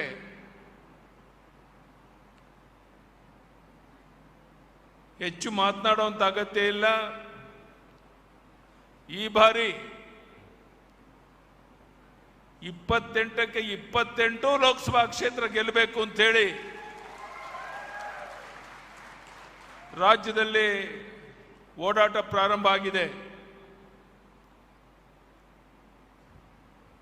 ಈ ಬಾರಿ 400ಕ್ಕೂ ಹೆಚ್ಚು ಲೋಕಸಭಾ ಕ್ಷೇತ್ರ ಗೆದ್ದು ಒಂದು ದಾಖಲೆಯನ್ನು ನಿರ್ಮಾಣ ಮಾಡಿ ಚುನಾವಣೆಯ ಫಲಿತಾಂಶ ಬಂದ ಮೇಲೆ ಈ 28 ಲೋಕಸಭಾ ಸದಸ್ಯರನ್ನ ಡೆಲ್ಲಿಗೆ ಕರ್ಕೊಂಡೋಗಿ ಮೋದಿಯವ್ರನ್ನ, ಅಮಿತ್ ಶಾ ಜಿಯವ್ರನ್ನ ಭೇಟಿ ಮಾಡಬೇಕು ಅಂತೇಳಿ ಈಗಾಗಲೇ ನಾವು ಯೋಚನೆ ಮಾಡಿದ್ದೇವೆ. ಕಾಂಗ್ರೆಸ್ ಮುಳುಗ್ತಾ ಇರುವಂತ ಹಡಗು, ಅವ್ರಿಗಿವತ್ತು ದಿಕ್ಕು ತೋಚ್ತಾ ಇಲ್ಲ. ಒಂದು ಕಾಲದಲ್ಲಿ ಹಣದ ಬಲದಿಂದ, ಹೆಂಡದ ಬಲದಿಂದ, ತೋಳು ಬಲದಿಂದ, ಅಧಿಕಾರ ಬಲದಿಂದ ಜಾತಿ ವಿಷಬೀಜ ಬೆತ್ತಿ ಚುನಾವಣೆಯಲ್ಲಿ ಗೆಲ್ಲುವಂತ ಒಂದು ಕಾಲ ಇತ್ತು. ಆದರೆ ಈಗ ಅವ್ರಿಗೆ ಅರ್ಥ ಆಗಿದೆ ನಮ್ಮ ಪರಿಸ್ಥಿತಿ ಮುಂದೆ ಏನಾಗಬಹುದು ಅಂತೇಳಿ. ಇಡೀ ಜಗತ್ತು ಪ್ರಧಾನಿ ನರೇಂದ್ರ ಮೋದಿ ಕಡೆ ನೋಡ್ತಾ ಇದೆ. ಇಡೀ ಜಗತ್ತು ಮೋದಿಯವರ ಮಾರ್ಗದರ್ಶನಕ್ಕಾಗಿ ಕಾದುಕೊಳ್ತಿದೆ. ಇಂಥ ಮಹಾನ್ ನಾಯಕ ನರೇಂದ್ರ ಮೋದಿಜಿಯವರ ಒಂದು ನೇತೃತ್ವದಲ್ಲಿ ಈ ಚುನಾವಣೆ ನಡೀತಾ ಇದೆ. ಇದರಲ್ಲಿ ಬಹಳ ದೊಡ್ಡ ಅಂತರದಲ್ಲಿ ನಮ್ಮ ಕೋಟ ಶ್ರೀನಿವಾಸ್ ಪೂಜಾರಿ, ಬ್ರಿಜೇಶ್ ಚೌಟ ಗೆಲ್ಲೋದಲ್ಲಿ ಯಾವುದೇ ಅನುಮಾನ ಇಲ್ಲ. ಎಷ್ಟು ಲಕ್ಷ ಅಂತರದಲ್ಲಿ ಗೆಲ್ತಾರೆ ಅನ್ನೋದು ಪ್ರಶ್ನೆ ಅಷ್ಟೇ. ಈಗ ಕೋಟ ಶ್ರೀನಿವಾಸ್ ಪೂಜಾರಿ, ಬ್ರಿಜೇಶ್ ಚೌಟ ಮತ್ತೆ ಪೈಪೋಟಿ ಏನಪ್ಪಾ ಅಂದ್ರೆ ನೀನ್ ಹೆಚ್ಚು ಓಟ್ ತಗೊಂತೀವೋ ನಾನು ಹೆಚ್ಚು ಓಟ್ ತಗೊಂತೀವೋ ಅಂತ ಈ ರೀತಿ ಎರಡು ಪೈಪೋಟಿ ನಡೀತಾ ಇದೆ. ನನಗೆ ವಿಶ್ವಾಸ ಇದೆ ಬಹಳ ದೊಡ್ಡ ಅಂತರದಲ್ಲಿ ಇವರಿಬ್ಬರು ಗೆದ್ದೇ ಗೆಲ್ತಾರೆ. ದೊಡ್ಡ ಅಂತರದಲ್ಲಿ ಏನದು ನಿಮಗೂ ಗೊತ್ತಿದೆ, ನಮಗೂ ಗೊತ್ತಿದೆ.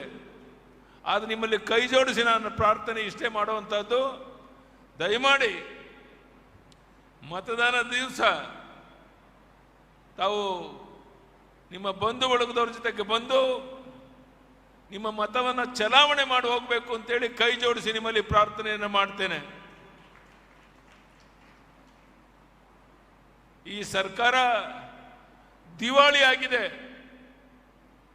ಇವತ್ತು ನಿರ್ಮಲಾ ಸೀತಾರಾಮನ್ ಅವರು ಹಣಕಾಸಿನ ಸಚಿವ ಹೇಳಿದ್ದಾರೆ 20,000 ಕೋಟಿ ನೀರಾವರಿ ಯೋಜನೆ ಹಣ ಬಿಡುಗಡೆ ಆಗಿಲ್ಲ, ಅಭಿವೃದ್ಧಿ ಕಾರ್ಯ ಸ್ಥಗಿತ ಆಗಿದೆ.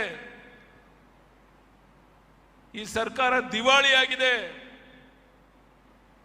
ಪುಕ್ಕಟ್ಟೆ ಯಾವುದೋ ಕಾರ್ಯಕ್ರಮವನ್ನು ಘೋಷಣೆ ಮಾಡಿ ಇಡೀ ರಾಜ್ಯದಲ್ಲಿ ಎಲ್ಲ ಅಭಿವೃದ್ಧಿ ಕಾರ್ಯಗಳು ಸ್ಥಗಿತ ಆಗಿ ಬಹುಶಃ ಇದನ್ನು ಸುಧಾರಿಸಕ್ಕೆ ಇನ್ನೊಂದು 10 ವರ್ಷ ನಮಗೆ ಬೇಕಾಗಬಹುದು. ಆ ರೀತಿಯ ಒಂದು ಪರಿಸ್ಥಿತಿ ಇವತ್ತು ಕರ್ನಾಟಕ ರಾಜ್ಯದ ಇದೆ ಅನ್ನೋದು ನಿಮಗೆಲ್ಲರಿಗೂ ಗೊತ್ತಿರುವಂಥ ಸಂಗತಿ. ಬೆಂಗಳೂರಲ್ಲಿರುವಂಥ ನಿಮಗಂತೂ ಚೆನ್ನಾಗಿ ಗೊತ್ತಿದೆ. ಇವತ್ತು ಪ್ರಧಾನಿ ನರೇಂದ್ರ ಮೋದಿ ಅವರು ಸಹ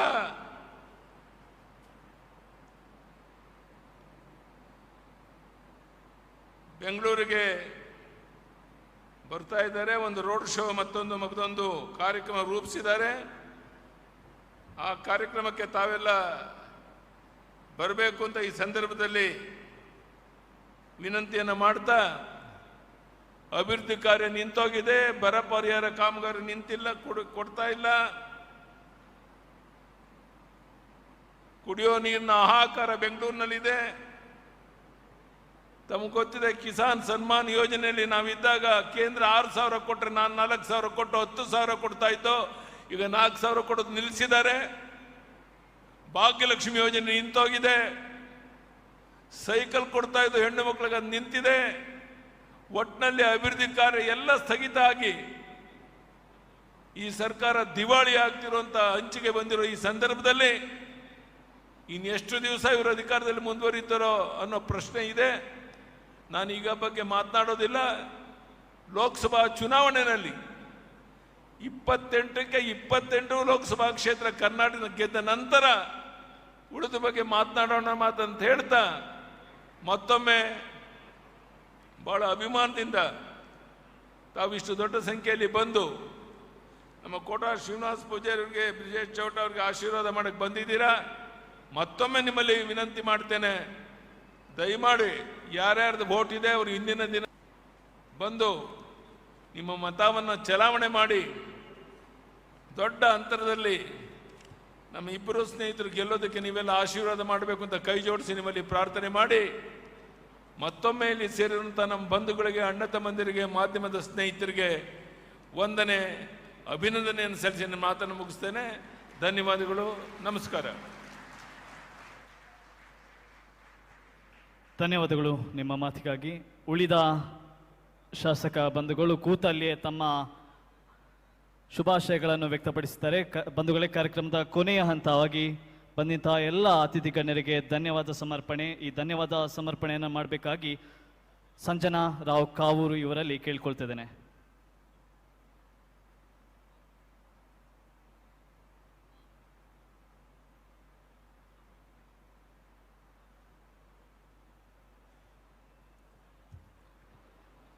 ವೇದಿಕೆಯಲ್ಲಿ ಆಸೀನರಾಗಿರುವ ಹಿರಿಯರೇ, ಗಣ್ಯರೇ ಹಾಗೂ ನೆರೆದಿರುವ ಎಲ್ಲರಿಗೂ ನನ್ನ ನಮಸ್ಕಾರಗಳು.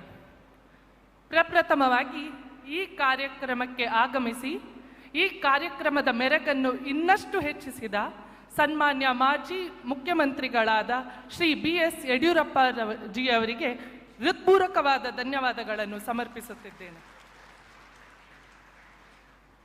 ಕಾರ್ಕಳ ಕ್ಷೇತ್ರದ ಶಾಸಕರಾದ ಈ ಕಾರ್ಯಕ್ರಮದ ರೂವಾರಿಗಳಾದ ಶ್ರೀ ಸುನಿಲ್ ಕುಮಾರ್ ಕಾರ್ಕಳ ಇವರಿಗೂ ಹೃತ್ಪೂರ್ವಕವಾದ ಧನ್ಯವಾದಗಳು.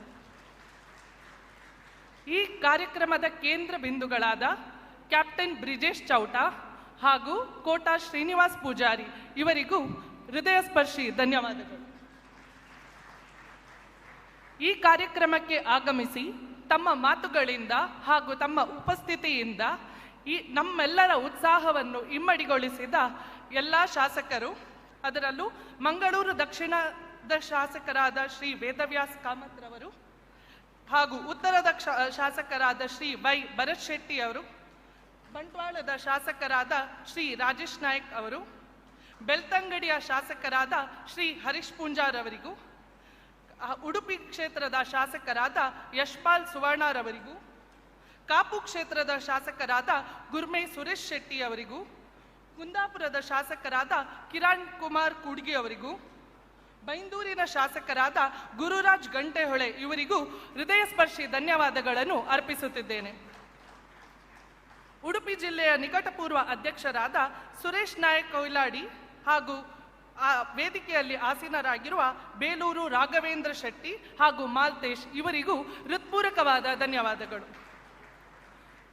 ಈ ಕಾರ್ಯಕ್ರಮಕ್ಕೆ ಸಹಕಾರ ನೀಡಿದ ಎಲ್ಲ ಮಾಧ್ಯಮ ಮಿತ್ರರಿಗೂ, ಟಿಫಿನ್ ವ್ಯವಸ್ಥೆಯನ್ನು ನೀಡಿದ ವ್ಯವಸ್ಥಾಪಕರಿಗೂ ಹಾಗೂ ಟೀಮ್ ಕಹಳೆ ನ್ಯೂಸ್ ಇವರಿಗೂ ಹೃತ್ಪೂರ್ವಕವಾದ ಧನ್ಯವಾದಗಳು.